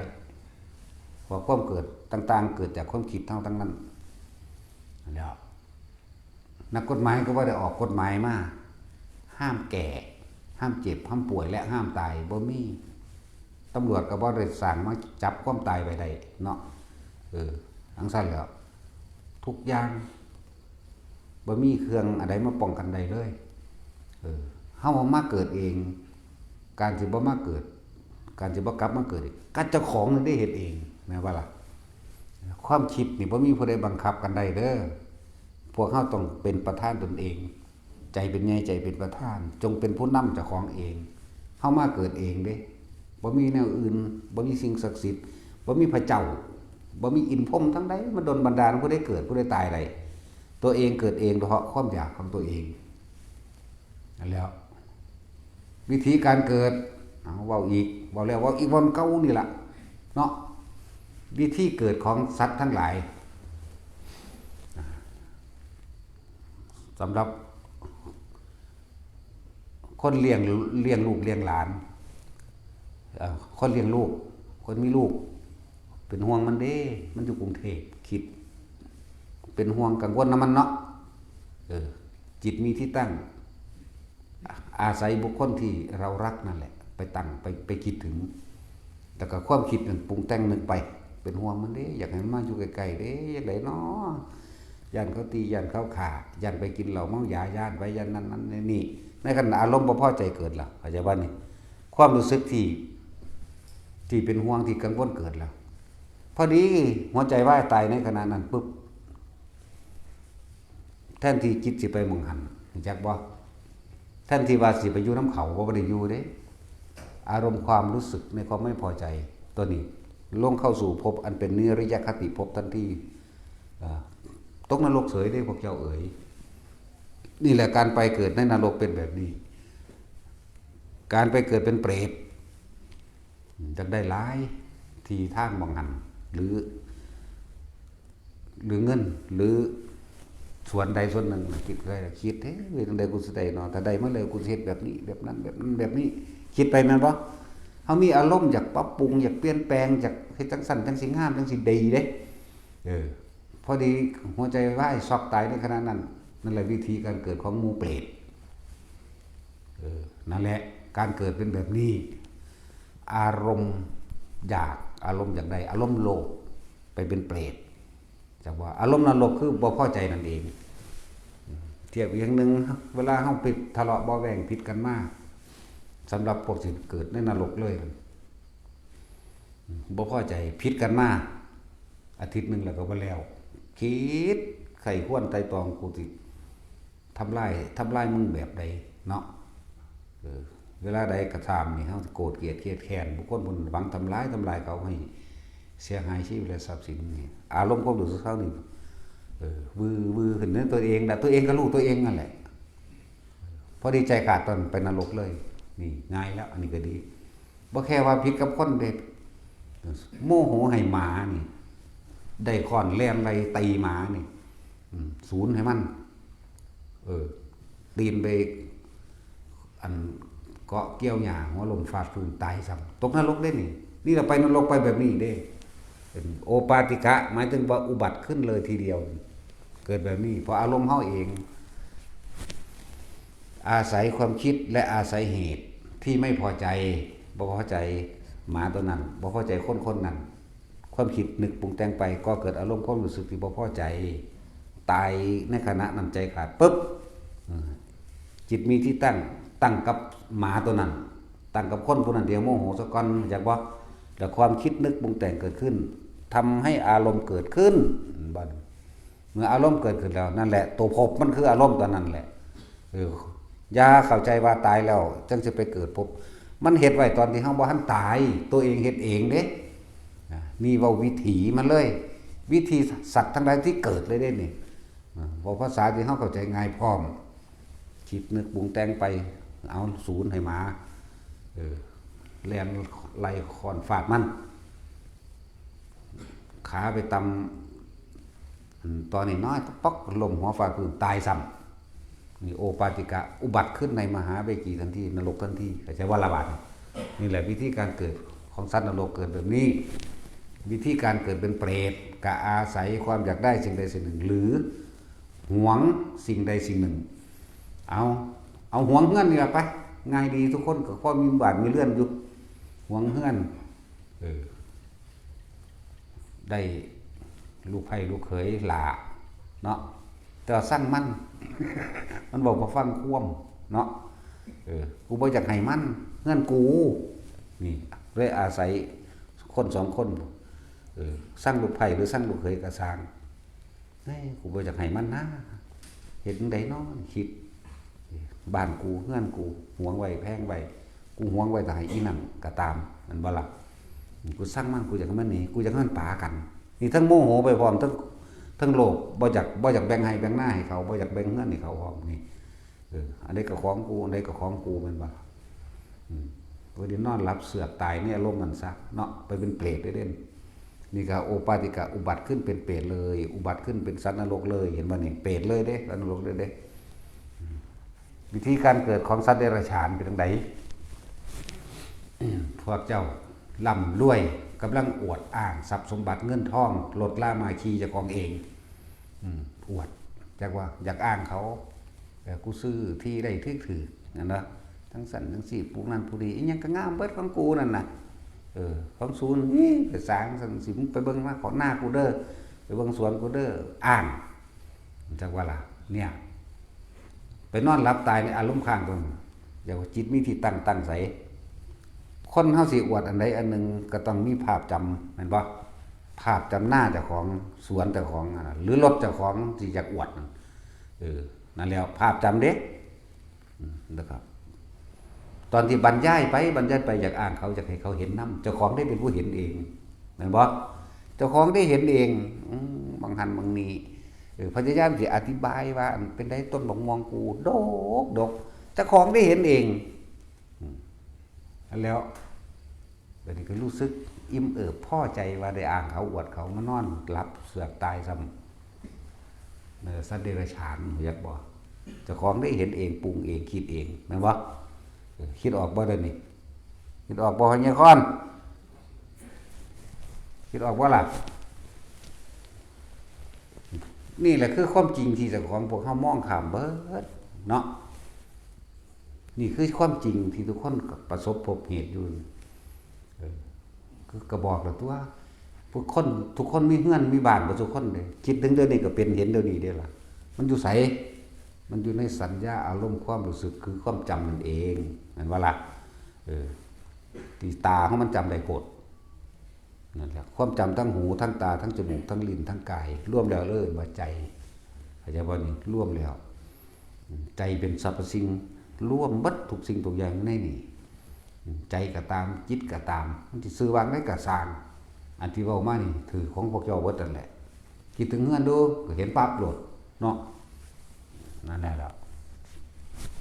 คิดถึงเสียงเอาเสียงสวดมนต์ดูผู้คนสวดมนต์ก็จำได้หมดแล้วทำนองนั้นทำนองนี้ถึงเพลงที่มักดูก็จำได้หมดแล้วเนาะถึงกินลิ้นดอกมะลิดูนะผู้ใดเคยดมมันก็รู้จักกันตัวว่าล่ะถ้าคิดถึงมะลิจังซี่ต้องตาถามบักต้น มันดมกันมาตลอดเนาะมันบ่ได้หอมก็ดอกไม้เด้มันสิเป็นข้าวๆเนาะตาสินเจ้าบ่ได้ดมดอกมะลินั่นเจ้าต้องดมฮิปโปจังซั่นแล้วนั่นแหละตามีหน้าที่จำหูก็จำนั่นบัดนี้เอามารวบรวมว่าเฮ็ดจังได๋เฮาสิดับสัญญาได้คือการบ่คิดนึกปรุงแต่งแสวงหาในความอยากให้ได้อย่างสั้นอยากให้เป็นแบบนี้ตามสิ่งตัวเองมีความคิดเห็นว่าอยากให้เป็นอยากได้อยากดีอยากมีอยากเป็นนั่นเองเพิ่นจึงมีวิธีดับสัญญาเวทยิตานิโรธนี่เฮาก็ต้องหาวิธีกุศโลบายหลอกลวงความคิดเฮาเองได้คือกันความคิดมันหลอกเฮามานานแล้วเนาะบาดเฮาหลอกความคิดมันโดยการมีสตินี่เองอาศัยธรรมะอาศัยปัญญาของพระพุทธเจ้าที่เพิ่นสั่งสอนพวกเฮาเฮ็ดตามเพิ่นคิดถึงลมหายใจเข้าออกคิดถึงดูเขาลมมันบ่มีรูปร่างเด้เนาะมันมีแต่แค่ความรู้สึกเย็นเข้าเย็นออกนั่นเด้ผู้ใดวาดลมได้เอามันเป็นตัวใดเอาบ่มีเนาะอากาศนี่ผู้ใดวาดได้เอานี่อากาศว่างๆอยู่เด้อนี่มีแต่มองข้ามไปหาเสาใหม่หาไฟหาสังกะสีหลังคาตัวเนาะแต่อากาศมันว่างนั่นแหละเพิ่นจึงมีกุศโลบายให้พวกเฮาทำความรู้สึกอยู่ลมหายใจเข้าลมหายใจออกลมบ่มีรูปร่างบ่มีตัวตนมันปรุงแต่งไปบ่ได้เด้ต่อมาถ้าจิตเท่านิ่งเข้าเกิดเป็นสมาธิจิตตั้งมั่นอาการปิติก็เกิดปิติมันก็เกิดได้เพราะว่ามันปัสสัทธิมันความสงบมันผ่อนมันคลายจากความห่วงบ้านห่วงคน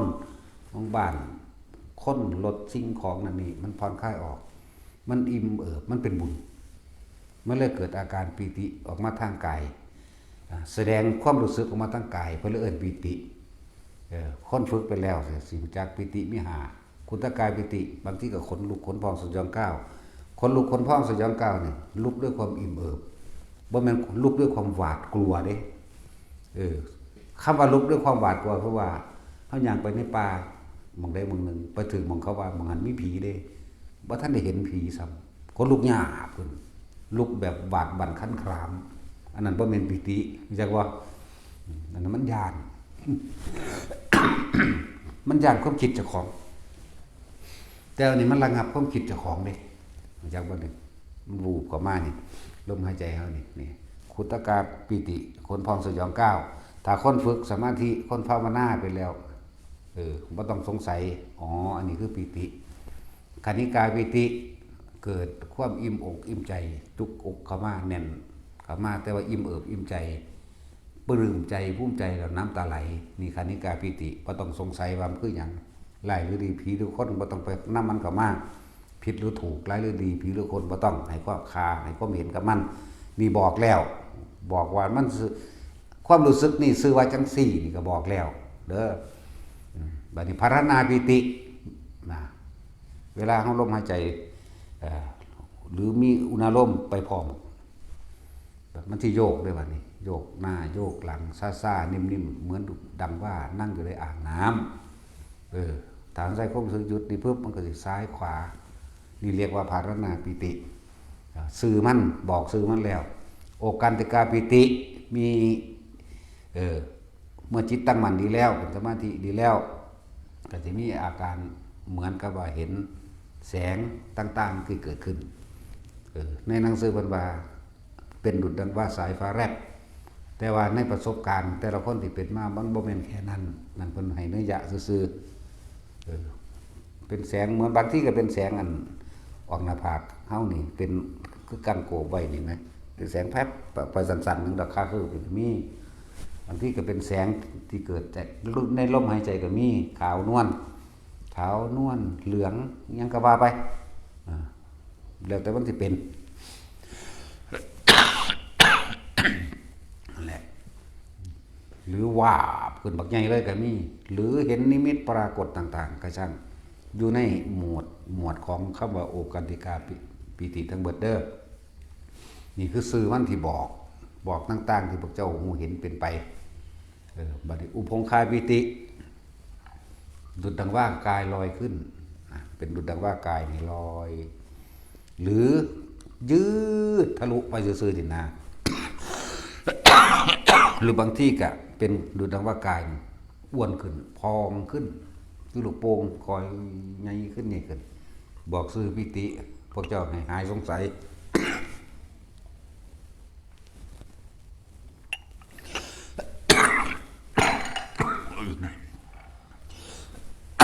หายสงสัยซะแบบนี้ วิธีนี้ก็คือว่า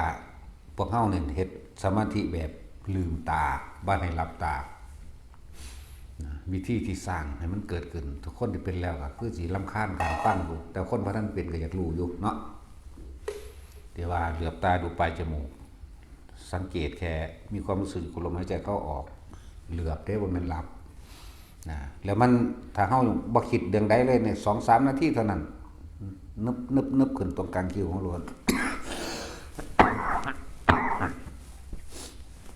มันสิมีความรู้สึกนี่น้องให้จับจุดนี้เลยบัดนี้นี่เรียกว่าปฐมฌานนึกถึงลมหายใจวิตกหมายถึงรู้ลมนึกถึงลมหายใจเข้าและออกนี่วิตกประคองเอาไว้ไม่ไปคิดถึงสิ่งอื่นปิติเกิดแต่เฮาเอาปิติมาเกิดตรงนี้เราเห็นสมาธิแบบมื่นตาเราบ่เห็นแบบรับตาทำให้บ่อยทำให้มากเดี๋ยวก็ชินเมื่อชินแล้วอันตัวนี้ขึ้นเอาเองเด้อว่ามันเฮาไปกำหนดให้ขึ้นว่ามันคิดให้ขึ้นเด้แค่มีสติหรือนึกถึงลมเข้าแล้วลมออกตัวกลางคิ้วนี่สิขึ้นเอาเองเมื่อมันขึ้นก็เองแล้วทำให้บ่อยทำให้มากนี่ในขั้นต้นนี่มันชินซะก่อนนั่งท่าได้ก็ได้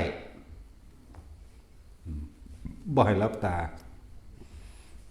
ยืนแบบใดก็ได้ยืนเดินนั่งนอนจนเกิดความคิดไปซาๆแต่ว่ามันคงต่อมาชั้นที่2สิเป็นเองเพราะว่าเขาบ่คิดปีติสุขเอกคตาเลยบางที่มันนวงขึ้นเลยคนที่พ่อนั่นใดคนที่ขึ้นขับรถปั๊บนวงขึ้นรถตรงกลางระหว่างคิวบอนขึ้นรถต้นขึ้นรถ นั่นแหละนี่คือสองนี่จิตมันร่วมเด้มันจึงเป็นได้คำว่าร่วมคือความคิดบ่กระจายเข้าใจบ่บ่ต้องไปเอาทรัพย์ของครูบาอาจารย์ถึงว่าจิตรวมใหญ่แสงสว่างจ้าเห็นนั่นเห็นนี่อย่าไปเอามาเฮาเอาตามวิธีเฮานี่แหละอย่าเพิ่งไปเอาตะจอดมันมาหลายเข้าใจว่าล่ะให้แค่ว่าคำว่าจิตร่วมคือความคิดไม่คิดถึงบุคคลสัตว์สิ่งของความคิดไม่ออกนอกกายไม่ออกจากความรู้สึกในกายของตัวเองนี่คำว่าจิตร่วมนี่มันจะร่วมอยู่นี่รู้สึกตัวแต่อยู่ในนี่พ่อเป็นชาติที่สองยืนอยู่กับเป็นเดินนั่งนอนเป็นเบิดเป็นตัวที่สองแล้วเด้อไม่ต้องสงสัยถึงแม้ว่ามันจะเคลื่อนไปตรงกลางหัวก็ทำความรู้สึกอยู่กลางหัวบางทีมันก็เคลื่อนขึ้นหรือบางที่มีอาการแฝงเข้ามาอีกหน้าตึงๆหน้าตึงๆซ่าๆเหมือนดุจดังว่ามีคือหมดคือให้ไตนี่ไหมไตไปตามขอบหูขอบตายังก็ว่าไปบางคนก็รูปออกคนเด้ชาติสองบางทีก็มันลงมาจนคำว่าลงมันว่ามันคอยเคลื่อนแรงลงไปลงมามันเกิดขึ้นเลยอย่าก็ดาวอันทำกลางอกนี่เกิดขึ้นเลยบนหน้าผากก็เกิดขึ้นเลยหัวก็เกิดขึ้นเลยบ่ได้แลนไปแลนมาแต่ว่าแลนซื่อให้เฮาอยู่ในแค่ความรู้สึกเดียวนั่นแหละนั่นน่ะจิตร่วมเป็นจังซั่นขั้นที่3โล่งโปร่งเบาสบายสุขเอกคตาหมายถึงว่าจิตสงบแม้กระทั่งความคิดกันยังบ่เกิดเรียกว่าล่ะคือเจตนาในการสิคิดอีกบ่เกิดได้เลยเด้เป็นโล่งๆโป่งๆโอโลโจโลซึ่งลึงอยู่คือบ่มีความคิดหยังเพิ่นเรียกว่าสุขเอกคตาที่จริงก็ว่าสุขใดที่เสมอด้วยความสงบในแบบนี้ไม่มีเลยว่ามันก็คือมันสงบคือบ่คิดบ่คิดหยังเลยนะเงียบไปเลยไปเทียบซะว่าสุขคนเฮามันก็ทุกข์ก็เพราะว่าความคิดนี่เนาะเห็นบ่ล่ะแต่ความสุขอันนี้เกิดจากคือเฮาบ่คิดว่าเฮามีสิ่งของแหมความสุขนี่เรียกว่าสุขที่บ่ไปแอบอิงอ้างรูปรสกลิ่นเสียงไหมบ่ไปแอบอิงวัตถุไหมคนเราแต่มีความสุขโดยทั้งโลกก็ว่าพอใจนี่ได้เมียงามรูปรสกลิ่นเสียงเนาะแต่อันนี้ความสุขอันนี้เป็นความสุขที่บ่ต้องไปอิงแอบในวัตถุสิ่งของเข้าใจบ่นี่เพิ่นเรียกว่าสุขเอกคตาเป็นคือบ่มีความคิดอีหยังนี่แหละแต่ก็บ่มีจริงๆล่ะนั่นแหละฝึก1 2 3ไปเรื่อยทำให้บ่อยทำมากดึกก็ชินเองส่วนคำว่าชาติที่4มันเข้าดับปึ๊ดบ่ฮู้เมืองฮอดตูอันเอาไว้ที่หลังแล้วแต่มันสิเป็นเอาเองเมื่อปฐมฌานคล่องแคล่วดีแล้วทุติยฌานเป็นเองตติยฌานเป็นเอง4เป็นเอง5 6 7 8เป็นเองขอให้ทุกคนตั้งมั่นหรือทำให้เกิดความเคยชินและชำนาญในที่1ซะก่อนเถอะอันบ่ขั้นพื้นฐานซะก่อน2 3 4 5 6 7 8เป็นเองเบิดนอกนั้นเฮามีแค่หน้าที่รู้กับมันซื่อๆรู้ไปซื่อๆรู้ตามที่อาการที่เว้าให้ฟังนี่แหละอยากว่าล่ะนี่ให้ทุกคนเอายอดมันเลยเด้เอายอดมันเลยจังว่าหาวิธีที่ง่ายให้ที่สุดแล้วกว่าเฮาสิสำเร็จจุดนี้มานี่มันพอแห้งเลยบ่แม่นมากย่องตะเพิ่นว่าเพิ่นคือเก่งแถวบ่เก่งเสื้อสิฮอดมื้อนี้ใครตัวมันบ่ตายถิ่มอยู่น้ำปลาน้ำดงมันบ่ล่ะนั่นแหละแต่ว่านี่หาวิธีที่ง่ายให้ทุกคนแล้วง่ายมากทุกคนฝึกไปเถอะทรงฌานเจริญฌานโดยอานาปานสติฝึกไปเถอะมื้อนึงขอให้ได้จัก3เวลาก็ได้ก่อนที่จะหลับนี่กับก่อนที่จะลุกคนเฮาก่อนที่จะหลับบางคนก็อาศัยการฟังธรรมก็ได้มันก็ขึ้นมาแล้วมันเดี๋ยวมันก็ตัดรับเองเขาเดียวกันแต่ก่อนที่จะลุกเพื่อจะเกิดความต่อเนื่องในระหว่างเฮานอนหลับ4 ชั่วโมง5 6 ชั่วโมงนี่ก็แล้วแต่ก่อนที่จะหลับนี่มันหลับจิตมันร่วมเข้าใจว่านี่มันร่วมคือมันบ่ไปหาบุคคลสัตว์สิ่งของจิตจึงไม่มีที่ตั้งเมื่อมันบ่มีหม่องตั้งหมดแล้วมันก็บ่มีหม่องนึกหม่องปรุงหม่องแต่ง อารมณ์มันก็เกิดบ่ได้ภพมันก็รับทันตัวตายในขณะที่นอนหลับในขณะนั้นแหมบาดนี้ถ้ามันบ่ตายเด้แต่ว่าเฮาต้องตั้งจิตเอาไว้ซะก่อนหมายถึงตื่นขึ้นมาปั๊บนี่มันเหมือนกับคนเกิดใหม่เด้เรียกว่าล่ะก็เลยต้องตั้งเชื่อมต่อจากก่อนที่จะหลับนี่กับก่อนที่จะลุกนี่เนี่ยเฮ็ดบางนี้มันคล่องมันสิสืบเนื่องกันเองมันติดต่อกันเนื่องกันเองว่าต่อเนื่องหรือสืบเนื่องหรือติดต่อกันภาษาบาลีว่าสันตติสืบต่อให้มันสืบต่อกันโดยมันขาดช่วงนั่นแหละบัดนี้มันสิรักษาอารมณ์ตอนที่เฮาตื่นแล้วไปทำงานแล้วมันสิรักษาไว้ของมันเองมันสิดึงดูดของมันเองดอกแต่ในช่วงระหว่างกลางวันกะนึกถึงมันนึกถึงลมมันอย่างว่านึกถึงลมหายใจมันนึกถึงอันอุณาโลมเจ้าของมันนะเห็นด้วยแค่นี้พวกนี้ตายเราไปเป็นอย่างต่ำๆพมปริสัชชาต่ำรู้จักต่ำบ่แม่นแล้วบ่เคยเห็นจังเทื่อจักสิวางได้ครับผู้ใดก็ไปสวรรค์แล้วไปสวรรค์แล้วเขาบ่ให้เอาซ้ำสวรรค์นี่อยากว่าล่ะอายุมันสั้นๆนึงถ้าไปอยู่พรหมโลกอายุมันยืนพร้อมแล้วมันก็สามารถต่อฟังธรรมต่อได้เด้ปฏิบัติธรรมต่อได้อีกสวรรค์ก็ได้อยู่ดอกตั้งแต่พี่ตั้งแต่อันสั้นอันจาตุมขึ้นไปจนว่าฮอดปรนิมนี่ก็ต่อได้อยู่แต่ว่าเฮากันพลาดพุ่นก็จะว่าล่ะให้มันยาวๆไว้แล้วแต่คนที่ฝึกลักษณะนี้เฮาก็อาศัยสุตตมัญญปัญญานี่อาศัยการได้ยินได้ฟังที่เพิ่นเทศน์มั่งหรือเฮาไปฟังตามที่เขาเจ้าอ่านหรือเฮาศึกษาเองโดยพระไตรปิฎกเองมั่งนี่มันเป็นความรู้ที่ฝังเอาไว้ในสัญญาของเฮาเองในจิตในใจที่เพิ่นว่าตะใจบ่ลืมดอกนะเฮ็ดไว้บัดนี้คนที่ฝึกอานาปานสตินะบัดนี้เอาเว้าร่วมก็ได้ตกข้างตามสวรรค์ชั้นต่างๆตลอดทั้งพรหมโลกเนาะตอนนี้เฮาอาจจะบ่ทันได้สามารถบรรลุได้แต่ว่าเฮาเฮ็ดทุนไว้ตอนเป็นมนุษย์แล้วมนุษย์ฝึกได้นั่นแหละเฮ็ดทุนไว้แล้วโอกาสดีอย่างหนึ่งบางที่นะสิ่งที่เฮาจดจำทำคำสอนเอาไว้ได้แล้วไปใครควรพิจารณาด้วยตัวเองก็สามารถบรรลุได้เลยจากว่าเพราะว่าเฮาได้จดจำไว้แล้วตอนเป็นมนุษย์อันที่สองอาจจะมีภิกษุผู้ทรงฤทธิ์ไปแสดงธรรมข้างบนได้อันที่สามมูเทพเทวดาทั้งหลายสนทนาธรรมกันเองบรรลุได้เห็นว่านี่อันที่สี่ถ้าอายุยืนไปตกข้างถึงสมพุทธเจ้าองค์ใดองค์หนึ่งฟังธรรมครั้งเดียวบรรลุเลยจะว่าล่ะอย่ามาเว้าเด้เทวดาบรรลุบ่ได้หังบรรลุง่ายกว่าอีกแต่ว่าก็ต้องอาศัยการสังสมตอนที่เป็นมนุษย์เข้าใจว่าตอนที่เฮาเป็นคนอยู่เดี๋ยวนี้สังสมตอนนี้นะมันมีผลดีตั้งเยอะตั้งแยะคำว่าบุญพ่อให้ทุกคนทำความเข้าใจซะบุญอันเกิดจากการให้ทานเนี่ยทานแล้วไม่หวังผลในทานไม่มีจิตุพันในผลในทานไม่มุ่งการสังสมในความอยากใดอยากดีอยากมีอยากเป็นอีหยังว่างจิตเป็นกลางในการให้ทานคนทานลักษณะนี้อย่างหน่อยตายแล้วไปสู่พรหมโลกจิตไม่มีที่ตั้งหมายถึงว่าบ่ไปสร้างว่าท่านเราอยากได้บ้านหลังใหญ่อยากได้ยศถาบรรดาศักดิ์ท่านเราอยากได้นั่นอยากได้นี่อย่างที่อธิบายไปช่วงต้นเขาจะบ้านนี้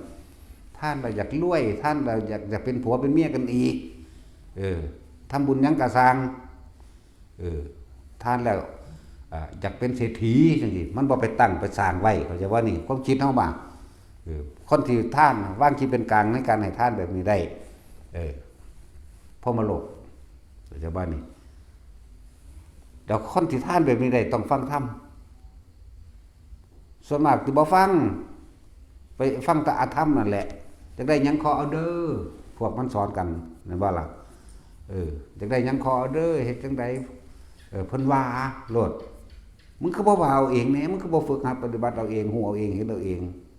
เพิ่นว่าก็ไปอ้างพุทธเจ้าพุ่นเด้พุทธเจ้าบ่ได้ว่าจังซั่นมีแต่ทานอย่าบางพ้นในทานอย่ามีจิตผูกพันในพ้นในทานอย่ามุ่งการสังสมย่างน้อยๆผู้ใดทานวางจิตเป็นกลางเป็นอุเบกขาเช่นนี้ได้เข้าสู่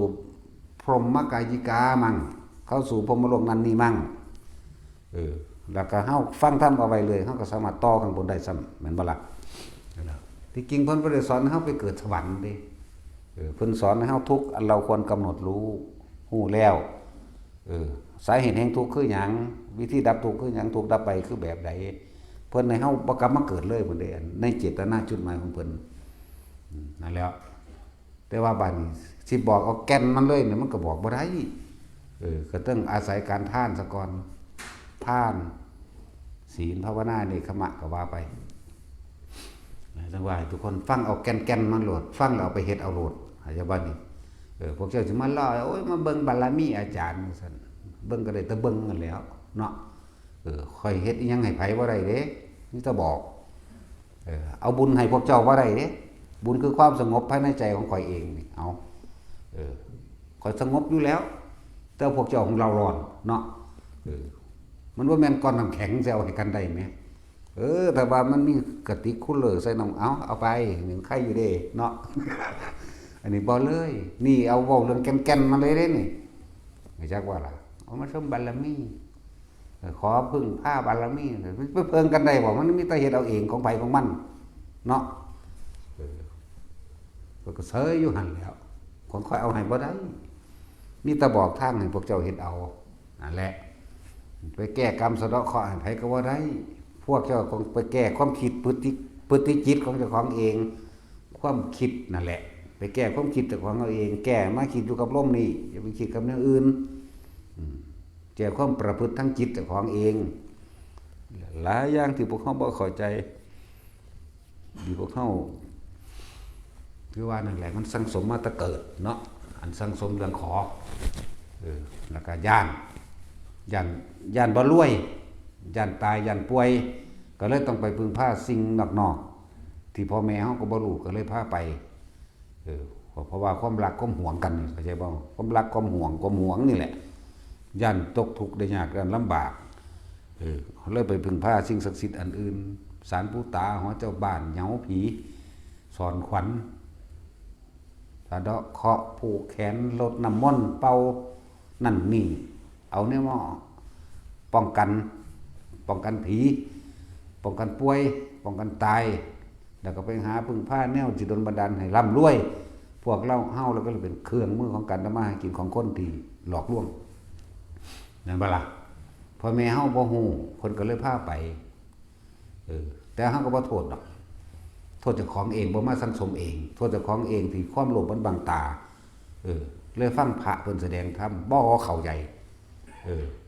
ฉะนั้นอย่าโทษไผใดๆทั้งสิ้นให้โทษตนเองตัวเองมาเกิดเองได้บ่มีผู้ใดเฮ็ดให้เกิดที่มันมาเกิดร่วมกันเป็นมารดาบิดาเป็นญาติสายเลือดเป็นผัวเป็นเมียเป็นลูกเราต่อหลานกันเพราะว่าหยังสมรู้ร่วมคิดซึ่งกันและกันการกระทำร่วมกันเองคนเฮามันมีความสมรู้ร่วมคิดเป็นหนึ่งเดียวกันมีความเห็นเดียวกันเห็นไปตามกันทางกายทางวาจาและทางใจเห็นว่าใจวาจากายนี่เลยมาเกิดเป็นพ่อเป็นแม่เป็นผัวเป็นเมียเป็นนั่นเป็นนี่กันเป็นหมู่เป็นพวกเป็นรวมแล้วแต่มีเหตุทั้งหมดเหตุปัจจโยทั้งหมดทุกอย่างย่อมมีเหตุก็เพราะว่าความบ่รู้ของเฮาเองนั่นแหละบ่รู้ในอริยสัจสี่บ่อยู่ในสาเหตุแห่งสัตว์ทั้งหลายเวียนว่ายแต่เกิดเพิ่นเอิ้นภาษาบาลีว่าบ่ฮู้ในปฏิจจสมุปบาทบ่ฮู้วิธีการคิดทั้งหลายเฮ็ดให้สัตว์เวียนว่ายแต่เกิดปฏิจจสมุปบาทนี่สิเว้าบาลีพวกเจ้าบ่ฮู้อิมัสสมิงสติอิทังโหติเอาผู้ใดเว้ามาแปลมาบอกเป็นความรู้สึกเจ้าของออกมาตามความเป็นจริงเอาบัดนี้อวิชชาปัจจยาสังขาราปัจจยาวิญญาณังแม่นหยังล่ะเขาใจวิญญาณคือผีพูดมันไปทางพุ่นแล้วเนาะว่าผีหลอกได้อยู่หั่นแต่ว่าวิญญาณคนนั้นผู้นี้บ่ทันไปพูดไปเกิดว่าตายแล้วมันเกิดเลยบ่ฮู้จักมันไปตามที่เจ้าของตั้งไว้ที่คิดถึงซะก่อนเป็นตัวไปคิดถึงนั่นแหละแต่ว่าสิไปตามภพต่างๆน่ะอารมณ์ได้เป็นภพอยากเข้าใจว่าตายแล้วจังสิไปเกิดภพนั้นภพนี้มันไปตั้งแต่บ่ทันได้เกิดบ่ทันได้ตายอาศัยความคิดจิตมีที่ตั้งหมายคิดถึงเป็นห่วงหน้าก็พวกเกี่ยวคิดถึงหน้าปรุงแต่งไปนึกไปนั่นตั้งไปแล้วได้นั่นตั้งจุดตรงนั้นแล้ว บัดนี้ก็ปรุงแต่งนึกคิดไปเรื่อยก็เกิดอารมณ์ความรู้สึกพอใจมั่งไม่พอใจมั่งนั่นแหละภพเกิดจักบ่ล่ะเคยศูนย์บ่100,000,000%เลยอันเรื่องศูนย์นี่เนาะตายตอนนั้นมันสิไปนรกนั่นแหละอารมณ์โมโหนิรยคติภพได้เกิดขึ้นแล้วจักว่าล่ะนั่นถึงสั้นแหละตายตอนนั่นแหละว่าสร้างไปก่อนที่สิตายแต่ใจขาดตอนนั้นก็ไปจริงๆแม้นบ่ตอนนั้นก็อารมณ์ค้างไว้มานอนทั้งศูนย์ยังคิดทำเฮียฮ้อนน้ำมันอยู่อย่างมันลืมอยู่ผู้เดียวนั่นแหละแต่กับมันเมื่อยหลายมันก็หลับไปเสือกตายซะไปนรกอะไรว่าล่ะนั่นแหละนี่แหละคือวิถีการเกิดของหมูสัตว์กับเฮานี่แหละว่ามันไผดอกแต่เขาด่าไอ้สัตว์อีสัตว์นี่ดีใจโลดเพราะว่าเฮาสิเลือกได้เข้าใจบ่ล่ะแต่ว่าไอ้เหี้ยมันเลือกบ่ได้มันให้เป็นเหี้ยอย่างเดียวเนาะเห็นบ่ล่ะแต่ไอ้เหี้ยนี่โอ้ยมันก็จำกัดกูโพดเนาะให้กูเป็นชนิดเดียวนึงเว้ยให้กูเป็นเต่าแน่ให้กูเป็นนกแน่เห็นบ่ให้เป็นคนเนี่ยก็ได้สัตว์ได้คนก็ดีอยากว่าล่ะเป็นเทวดากับสัตว์อินพรหมยมยักษ์สัตว์เบิดพระเจ้าว่าเขาวิเศษเนี่ยมันได้วิเศษดอกเขาบ่ได้ดลบันดาลยังให้ผู้ใดได้ดอกเขาเป็นเทพเทวดาได้เพราะเขาสร้างความดีไปเห็นบ่ล่ะนั่นแหละท่านก็จะไปหวังผลในท่านหลวงพ่อนี่สอนจังซี่มาตลอดเด้อแต่ว่าก็ให้ท่านก็บ่ได้ทั้งบ่ให้เอาหลายพร้อมมันสิเสียดายเนาะตั้งแต่กี่ไปท่านทั้งใดพระยาค้อนกับอันพอเล็กไม่น้อยบางหันหาเมื่อเรียกจันเป็นแสนเรียกจันบัดมาหากู200นึงในสูงโอ้ยบัดไปเมืองอื่นก็หลายแท้บัดความจริงมาเฮาเนี่ยที่200ดีบ่ถึงทำเนาะสั่นแล้วอ้างคนอยากว่าทำดีเอาหน้าอยากว่าล่ะยันตะเขาบ่รู้จักไปเว้าอวดให้เขาฟังว่าอยู่หั่นท่านตอนนั้นเท่านี้เฮ็ดกำแพงเบิดเป็นล้านแท้ว่าซั่นเฮาสิเชื่อได้จังได๋มาเอาทีละ100 200นึงแต่ฮักก็บอกว่าจะไปทานหลายเอาพุทธละบาท2 บาทนึงมันบ่อ้างนั่นบุญเกิดมันสงบมันบ่อยากไปอ้างแล้วมันก็บ่ขอพุ่นขอพี่เพราะมันหน่อยเนาะอย่างสั้นว่านั่นแหละบุญเกิดจากการให้ทานบุญอันเกิดจากการรักษาศีลเพียงใดเวลาใดที่เฮาบ่คิดทำร้ายเบียดเบียนให้ผู้ใดผู้หนึ่งเสียชีวิตและทรัพย์สินนั่นแหละบุญตอนมันจะซื้อบ่ได้ร้อนกังวลนี่แหมพวกเจ้าเคยเป็นบ่บาดนี่บ่ได้เดาร้อนกังวลบ่ได้มีความหวาดระแวงว่าผู้ใดสิมาว่ากูความนั้นความนี้ว่าเขาสิมาจับกูว่ากูเป็นหลักมักฮุ้งมักงวงเขาบ่ดอนี่นั่นแหละบุญนั่นแหละบุญอันเกิดจากการรักษาศีลบุญอันเกิดจากการภาวนานี่คิดว่าสงบนั่นแล้วบุญอันเกิดจากปัญญาคือการเห็นตามความเป็นจริงเห็นแล้วผ่อนคลายสบายใจจากว่าล่ะนั่นแหละนี่4เหตุของบุญแต่ว่าท่านได้เต็มที่วิริยะเพียรพยายามก็ทำไปขันติอดทนเอาแน่บุญอันจากเกิดจากการความอดทนก็มีเด้ขันติปรมังตะโปติติขานี่นิพพานังปรังวะทันติความอดทนอดกันอันใดเมื่อผ่านเหตุการณ์อันนั้นมาแล้วเกิดความสงบในตัวเองนั่นแหละเอิ้นว่าบุญเข้าใจว่าล่ะบ่ฆ่ากันนั่นนะบ่ได้เล่าร้อนต่อไปกันนะเห็นบ่ซั่นรอดพ้นมาแล้วก็โอ้ยนะเกิดความสบายใจแต่กูเฮ็ดนั้นแนวนี้ถ้าเฮ็ดไปแล้วเด้ก็กังวลต่อไปนั่นแหละแต่ว่าเราต้องสร้างความพอใจของตัวเองนัตถิฉันทัสสะหานิมีความยินดีพอใจในการแสวงหาธรรมฟังธรรมแน่นัตถิธรรมเทศนายะหานินี่เนี่ยฟังหาแสวงหาฟังแบบนี้ในภาษานัตถิวิปัสสนายะหานิมีความยินดีพอใจในการฟังธรรมแสวงหาธรรมแล้วเฮาก็สิได้รู้เห็นตามความเป็นจริงวิปัสสนาแปลว่ารู้ตามความเป็นจริงเข้าใจว่าละบาดนี้นั่นแหละทีนี้ก็นัตถิสมาธิทัสสะหานิเมื่อรู้ตามความจริงแล้วจิตผ่อนคลายจิตตั้งมั่นบ่ดิ้นรนขนขวายนั่นนี่ในความอยากใดอยากดีที่เป็นสมาธิทัสสะหานิ เกิดความตั้งมั่นแน่วแน่เอาเป็นตามความจริงนี่แหละนี่นัตถิวิมุตติยาหานินั่นแหละเป็นก็สิเข้าสู่ความหลุดพ้นวิมุตติหลุดพ้นหลุดพ้นจากความเชื่อหลุดพ้นจากความเห็นหลุดพ้นจากความไปยืนยันตัดสินในผิดในถูกในดีในชั่วหลุดออกความคิดมันบ่ไปคิดนึกปรุงแต่งแต่ว่าเราต้องสร้างฉันทะขึ้นมาก่อนหรือฉันทะวิริยะจิตตะวิมังสามีความพอใจนี่เป็นความพอใจไปทั้งหลุดพ้นจากการวินวัยแต่เกิดเด้จากว่าพอใจในมรรคในธรรมพอใจในธรรมนั่นแหละจังหวะนาทีฉันทสหานินาทีธรรมเทศนายะหานินาทีวิริยัตสหานินาทีวิปัสสนายะหานินาทีสมาธิทัสสหานินาทีวิมุตติยาหานิมีแต่รวบยอดในพวกเจ้าเลยเนี่ยนี่ก็ว่าผู้ใดแสดงปันใดจากว่าล่ะอยู่ในมหาทารณปริตนั่นแหละคิดบางในมหาก็แปลว่ายิ่งใหญ่ทารณะก็คือเป็นของสาธารณะที่ทุกคนสามารถปฏิบัติได้ฝึกได้ทำได้เหมือนกันเรียกว่ามหาทารณะแล้วอยู่ได้นั้นนัตติทวานัตติระวานัตติอภุตังนัตติเวคายิตตังนัตติพยาวัตมโนนัตติอปติสังขารุเปขามีความเรียกว่าปล่อยว่างกับสิ่งทั้งหลายทั้งปวงที่มันเกิดขึ้นนัตติอปติสังขารุเปขาว่างเฉยได้ตลอดการทุกเมื่อมันก็ว่างกับเป็นนิพพานตัวว่าล่ะนี่แล้วจึงว่าคนคิดหาเว้านี่เว้ามีพระสูตรพร้อมเว้ามีหลักฐานให้ไปสื่อคนพร้อมอันบ่ล่ะบ่ได้เว้าเอาเฉพาะความเห็นส่วนโตหรือสิ่งที่ของเป็นมาเด้พวกเฮาฝึกหัดปฏิบัติเอาเองจะสิรู้เองเหมือนคนที่เฮ็ดกระดาษออกจากผ่านตั้งแต่กี้เบิ่งเขาเฮ็ดเฮ้ยแม่นแล้วเฮ็ดจังซั่นจังซี่คิดไปตัวทีนั่นแหละเนาะบัดเจ้าของเฮ็ดเองแล้วแต่ว่าตัวก็เจ้าของตัวเจ้าของเฮ็ดเองเนาะต่อมาก็เฮ็ดสิ่งของนั่นนี่เป็นปากกาเป็นตะปูเป็นกาไฟแช็กเป็นใหญ่ขึ้นต่อมาก็เอาฮอดเจ้าของออกจากผ้าได้ต่อมาออกทะลุออกฮอดห้องก็ได้หรือกำหนดตัวเองไปพุทธขึ้นหม่องใดหม่องหนึงก็ยังได้เลยเดี๋ยวนี้ก็ฝึกสักก่อนเลยว่าสิมาเอายอดมันคือเพิ่นจังไดแม่นบ่ล่ะตะกี้บ่เชื่อเนาะบาดเฮ็ดแล้วเอาเชื่อบ่เชื่อก็สร้างให้เจ้าของเฮ็ดเองมันเป็นเอาเองอยู่มั้ยเนาะว่าเล็กมาหน่อยนั่นแล้วใครตัวยังหาแนวมาให้พวกเจ้าเลยฝึกต่างๆที่นำมาให้เฮ็ดเล่นเฮ็ดนั่นนี่ล้วนแล้วแต่เป็นการส่งอารมณ์เป็นกุศลอยู่ในฌานอันเป็นกุศลทั้งเบิดจากบ่เพ่งอยู่ในกุศลนั่นเองบ่ได้หนีออกจากสิ่งที่เป็นกุศลมันบ่ไปคิดฆ่าผู้ใดใดเด้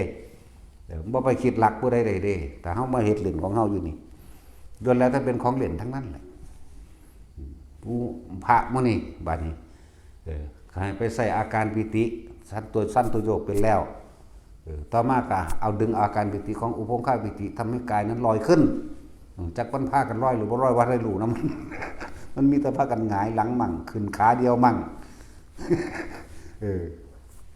ถ้าฝึกไปเรื่อยเล่นไปเรื่อยเฮ็ดไปเฮ็ดมาเดี๋ยวก็เป็นเองดอกเหมือนกับพวกเข้ามาฝึก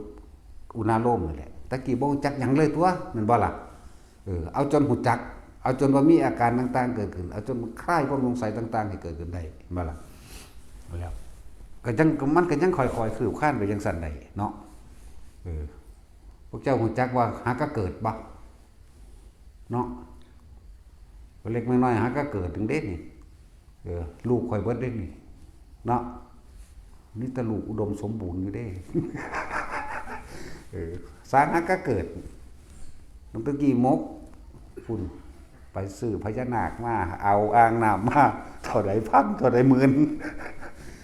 แล้วก็เอายังไฟมาเปิดใส่แล้วเอาลูกแก้วมาใส่เอายังละมาเสียบให้มันเป็นพ่นน้ำเด้บูชาบวงสรวงว่าซั่นเขาว่าอันนี้ดีไปเอานางกวักมาซื้อมาแล้วก็อีหยังบักน้อยๆนะกุมารทองบอกเขาเอิ้นโอ้ยเวนเป็นทองจักอันดอกตะปูนพัตเตอร์แหละเนาะมาน้ำเขียวน้ำแดงน้ำส้มจุดธูปจุดเทียนขึ้นโอ้ยสารพัดแบบนี้เวลาเขาอย่างพุทธาภิเษกพากันแล่นไปญาติกันมาคูนเอาฝ่ายเกี่ยวหญ้าค่าเกี่ยวแล่นกันไปเอาอันละ100 200เนาะเต็มหมูเต็มเฮือนอยู่บ้านนี่เอาไปมาไม่เจ้าของขัง แล้วเขาว่าสร้างพญานาคที่ท่านนี้ไปแล้วบาดนี่ไปสร้างน้ำเขาพระเจ้าค้อนกับผ้าลูกผ้าเมียครอบครัวรอดหัวต่ำหัวโน่ทั้งสั้นแล้วรอดไปเขาตัวว่าถ้าสีบานสีนั่นสีนี่สีรวยก็เฮ็ดไปน้ำเขาพวกสร้างสีหมดแล้วรวยกว่าอีกเนาะสร้างสีถ้าสีแพงก็สีอีกเด้สั้นแล้วหากก็เกิดพวกนี้หลงแลนน้ำแต่ความอยากรวยหลายบุญก็ยังบ่รู้ว่าบุญพร้อมเด้พวกนี้บ่จักย่านแต่บ่ได้บุญเขาเว้าหยังเฮ็ดไปนำเขาไปเบิดย่านแต่ผิดเนาะนั่นแล้วถึงว่าต้องมาฟังแบบนี้มันจังสิเข้าใจได้แล้วทีนี้อีกอย่างนึงเวลาเฮาทำบุญทำทานนั่นนี่แล้วเฮาอุทิศไปหาคนตายหาพ่อหาแม่หาญาตินะมีสหายเจ้ากรรมนายเวรมันบ่ถึงเด้อพวกใดขอจื้อไว้เด้อขอตัณหาเป็นเครื่องลังเป็นเครื่องยางเหนียวเป็นเครื่องกั้นที่เฮาสิไปอุทิศไปได้จังได๋เจ้าของขอเจ้าของแลกเบิดแล้วแม่นว่าล่ะบุญมันเป็นนามธรรมมันเป็นอะไรที่เกิดความสงบเย็นใจของเฮาแล้วจึงอุทิศมันจึงไปอันนี้สาธุเด้อขอตะพื้ตะพื้ไปแล้วจนว่าลืมอุทิศก็มีมันขอโหดนั่นแล้วอุทิศนั่นแหละยังบอกว่าพวกเจ้าจะพากันขอหลายเฮ็ดนั้นเฮ็ดนี้นั่นนี่พวกเจ้าต้องมาฟังแบบนี้พวกเจ้าสิเข้าใจบ่มีผู้ใดปกป้องคุ้มครองภายใดเด้อนอกจากตนเองเด้อพระพุทธเจ้าเพิ่นก็บ่ปกป้องคุ้มครองเฮาได้เด้เพิ่นบอกแนวทางให้พวกเฮาเฮ็ดเอาเองแม้กระทั่งเดี๋ยวนี้หลวงพ่ออันนี้ก็ว่าปกป้องคุ้มครองภายใดเด้พวกเจ้าต้องปกป้องคุ้มครองตัวเองพวกเจ้าต้องมีสติระลึกนึกถึงความอันนี้ควรอันนี้บ่ควรแม่นว่าซั่นระลึกถึงว่าหลายๆอย่างนั่นแหละฟังไปเรื่อยเฮ็ดไปเรื่อยนั่นแหละแล้วทุกคนที่รอดพ้นจากอุบัติเหตุต่างๆมาเพราะว่าสติพวกเจ้าเพราะว่าพวกเจ้าทรงชาติเราเองพวกเจ้าเฮ็ดเอาเองพวกเจ้าเป็นของพวกเจ้าเองแต่ว่าอาจจะอาศัยจิตมีที่ตั้งโดยบุคคลที่เคารพบูชาเข้าใจว่าล่ะบางทีมันเหตุการณ์เฉพาะหน้าเฉพาะตนเนาะมันคิดบ่ออกหลวงพ่อซอยแน่นั่นแหละจิตพวกเจ้าไปร่วมอยู่นำหลวงพ่อนั่นซะก่อนบ่แม่นหลวงพ่อไปซอยบ่ว่าสิรถชนบ่ว่าสิเครื่องบินตกบ่ว่าสิเรื่องใดก็ช่างแต่ผู้ใดระลึกถึงเอาเพิ่นเป็นตัวเกาะซะก่อนที่จริงตัวเองรักษาตัวเองบ่แม่นเพิ่นเข้าใจว่าล่ะลดความลดปีนหลอดมาบักหลายอยู่นี่ก็เลยแต่ว่าเจ้าของเด้นี่เป็นผู้ซอยเจ้าของเองมันบ่แม่นเพิ่นเด้แต่ว่ามันขวาตัวนั้นซะก่อนซื่อมันเลยมีจิตมีหม่องตั้งไปบุคคลผู้นี้บ่ฆ่าไผมันบ่ได้คิดถึงแล้วไม่เร่าร้อนมั้ยเข้าใจว่าล่ะคิดถึงแล้วเป็นศูนย์ร่วมจิตเจ้าของใดคิดถึงแล้วไม่เร่าร้อนมันเลยเอามักง่ายเลยบัดนี้ว่าแต่เฮ็ดอีหยังหลวงพ่อซอยแน่โลดจังแม่นหยังขายผักบ่ได้ก็บอกกูไปขายของให้เอาไปมาแม้บัดนี้บอกกูไปขายของโอ้ยมีดไปปาดผักลืมเสียไปเนื้อกลางนั้นผักอีหาทองนั่นแหละน้องหามีดผู้ขามาแหมซอยแม่มีดก็ควรได้ไปหาโอ้ยว่าแม่นอีหยังขายของบ่ได้มันสิคำแล้วน้องฮอนอยากขายของให้เหมือนตัวก็เดินไปขายของให้มันอีกหามึงนี่แล้วอีหยังหายก็เอิ้นกูนี่ล่ะนะมันร่วมสติมันร่วมมันก็คิดออกกันตัวมันบ่ฟุ้งนะมันเจ้าของได้ไปหาเอาเองเป็นเอาเองเจ้าของคิดออกเอาเองแล้วคนนี้ข้อหรือกันนั่นแหละโทรศัพท์เมียก็เอิ้นเฮานี่แหละไปหาเอาไปมากูเป็นคนใส่เบิดโหลดนี่ก็เลยโทรศัพท์เฮียก็เอิ้นหารถบ่ติดก็เอิ้นได้ไปฮอดสุกรถพวกเขาเอ้ยเอาไปมาได้ไปฮอดสุกรถให้เขาโอ้ยสารพัดนั่นแล้วมันบ่แม่นหลวงพ่ออันนี้เข้าใจว่าพวกเจ้า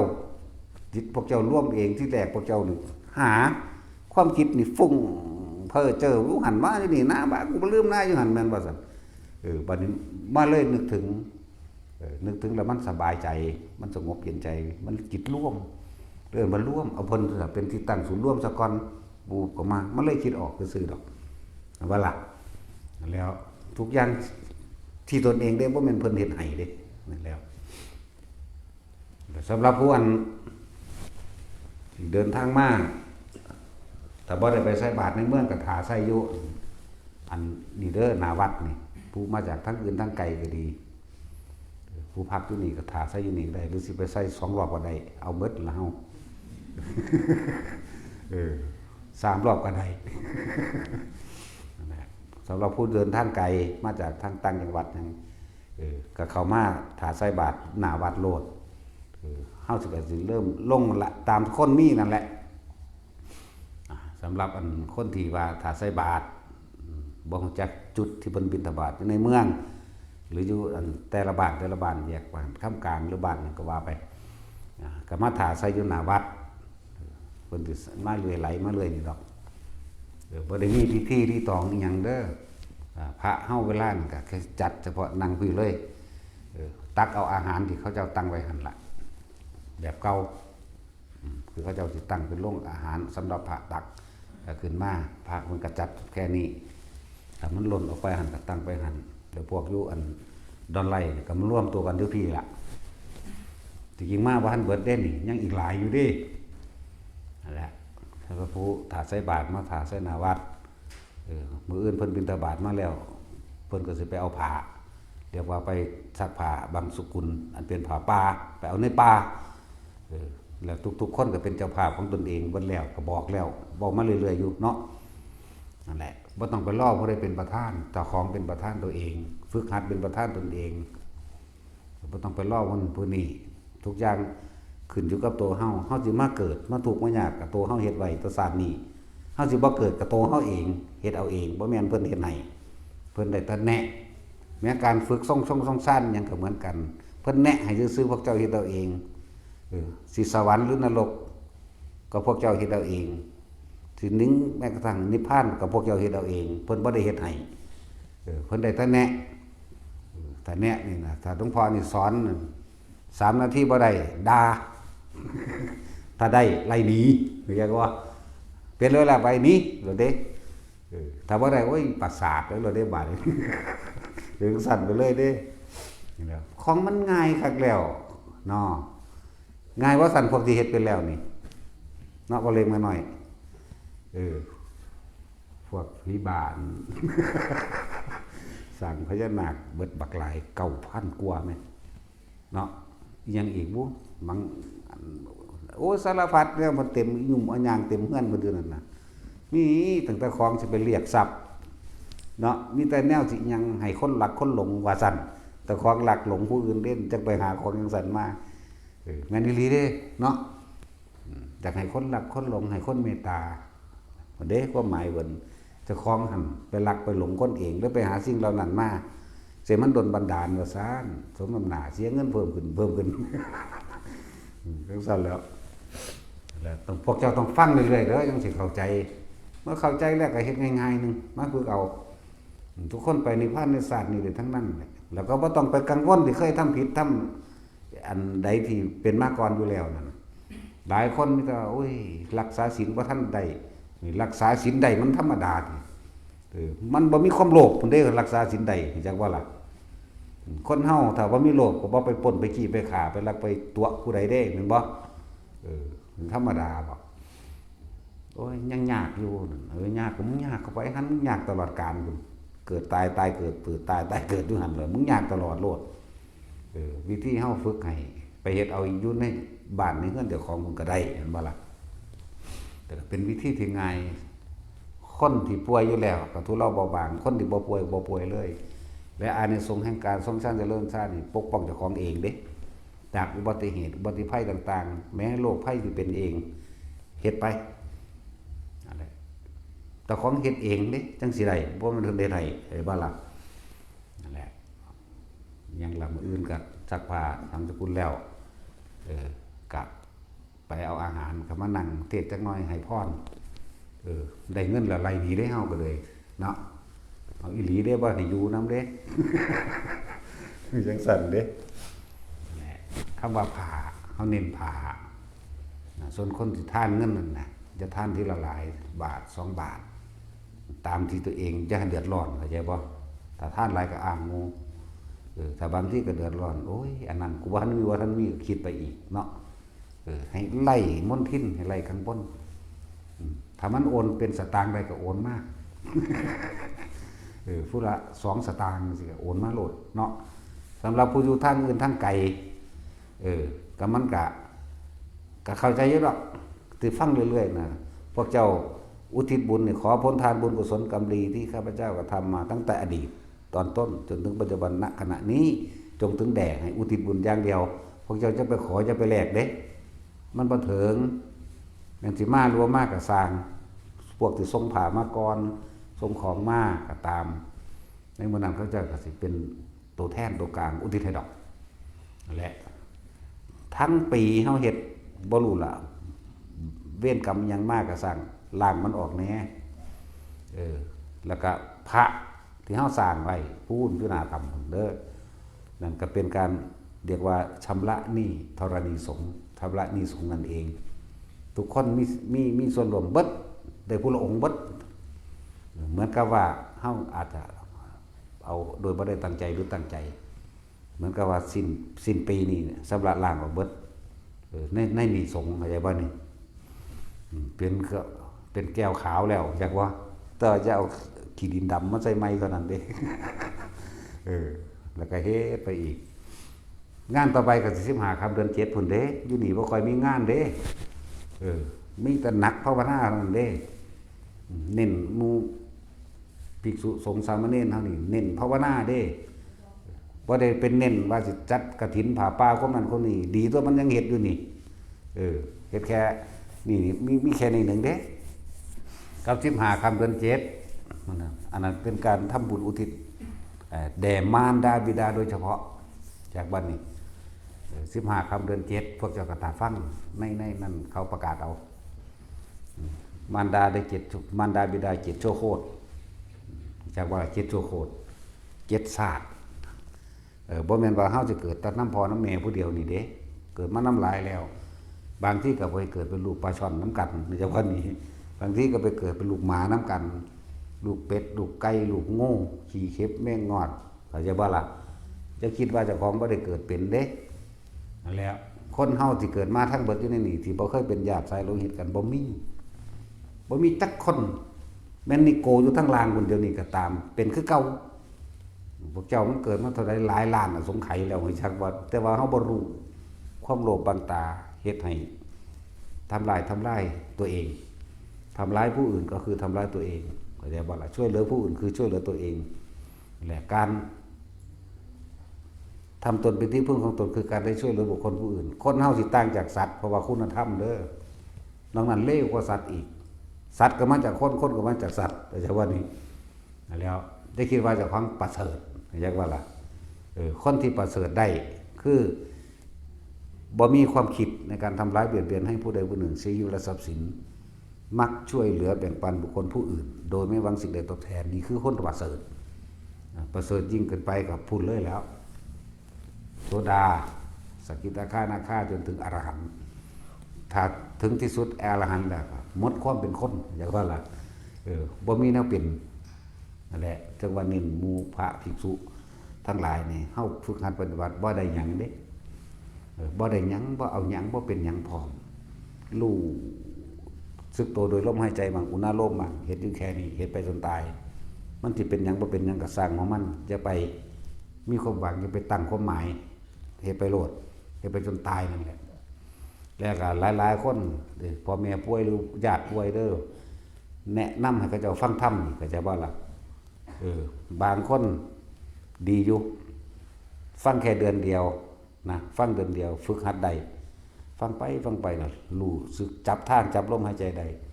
ภายในเดือนเดียวนี่ตายในลมหายใจได้เป็นอนาคามีแล้วสังเกตคนที่ตายแบบนั้นเด้อตายอยู่กับลมหายใจได้1ฟังธรรมพร้อมฟังดำมันจังเป็นเห็นบ่ล่ะ2ฝึกหัดปฏิบัติตามเป็นพร้อมได้มั่งไม่ได้มั่งแต่ว่าสิตายจริงๆจิตมันสิร่วมเข้าสู่ลมหายใจอยู่กับลมคนพวกนี้ตายแล้วร่างกายสิบ่แข็ง บ่แข็งกายนิ่มเป็นธรรมดาคือคนนอนหลับธรรมดาแล้วสังเกตอย่างหนึ่งพวกน้ำหนองจากว่าบ่ไหลออกจากดังบ่ไหลออกจากปากตาหรือหูบ่ออกเป็นเหมือนคนนอนหลับธรรมดามันจะไว้3 มื้อ 4 คืนก็ช่างแขนก็ยังได้เหมือนเดิมขาบางนี้อ่อนเหมือนคนนอนหลับธรรมดาแต่ว่าตายนั่นแหละแล้วก็ผิวสีพองใสออกไปทางสีทางขาวเหลืองอมเหลืองอันนี้นี่แหละนั่งว่าเอาถ้ำหลวงพ่อไปฟังโลดคนมันป่วยมันนอนติดเตียงไปบ่ได้มักบ่มักกะสร้างยัดเยียดใส่เข้าใจว่าเปิดแมงดังก็เก่าโลดมันบ่อยากฟังหลายเปิดแล้วยางนี้ก็ได้ตัวจังบ่ฟังจังบ่ยินเสียงจมเนาะเฮ็ดไปเฮ็ดมาน่ะใจสิขาดสุดท้ายดิ้นรนหาบุญหาบาปเข้าใจบ่นี่ส่วนมากสิไปหาบาปหาไปเครียดผู้นั้นมาเบิ่งกูไปคิดถึงไอ้ทรัพย์สมบัติต่างๆเด้หรือเอิ้นว่าหาบาปคิดพ่อบุญมันบ่คิดพ่อดอกแต่ว่าถ้าเอาทำยัดเยียดเข้าไปมันนั่งลุ่มดอกหรือบางที่เฮาก็แต่ผู้ที่มีทุนเดิมอยู่แล้วเอาเจ้าสิจมไปหาตายยังจมไปแล้วก็ตายคือเก่าตัวพระสิซอยเจ้าใดเจ้าคือบ่ภาวนานั่นเจ้าคือว่าคือปานนั้นว่าเขาวัดเขาว่านั่นก็อันใดนึงที่กระตุ้นเตือนสติให้เกิดขึ้นได้จักบ่ล่ะแต่สมมุตินี่มันง่ายแล้วเอาอันลำโพงน้อยๆกับอันอิหยังมาเสียบเปิดโลดเปิดถิ่มไว้หั่นแหละฟังบ่ฟังกระสร้างมันสิไปใส่หูมีหน้าที่ฟังเนาะ เห็นว่าตัดสินนั่นแหละนี่ก็ฝากไว้อย่างนึง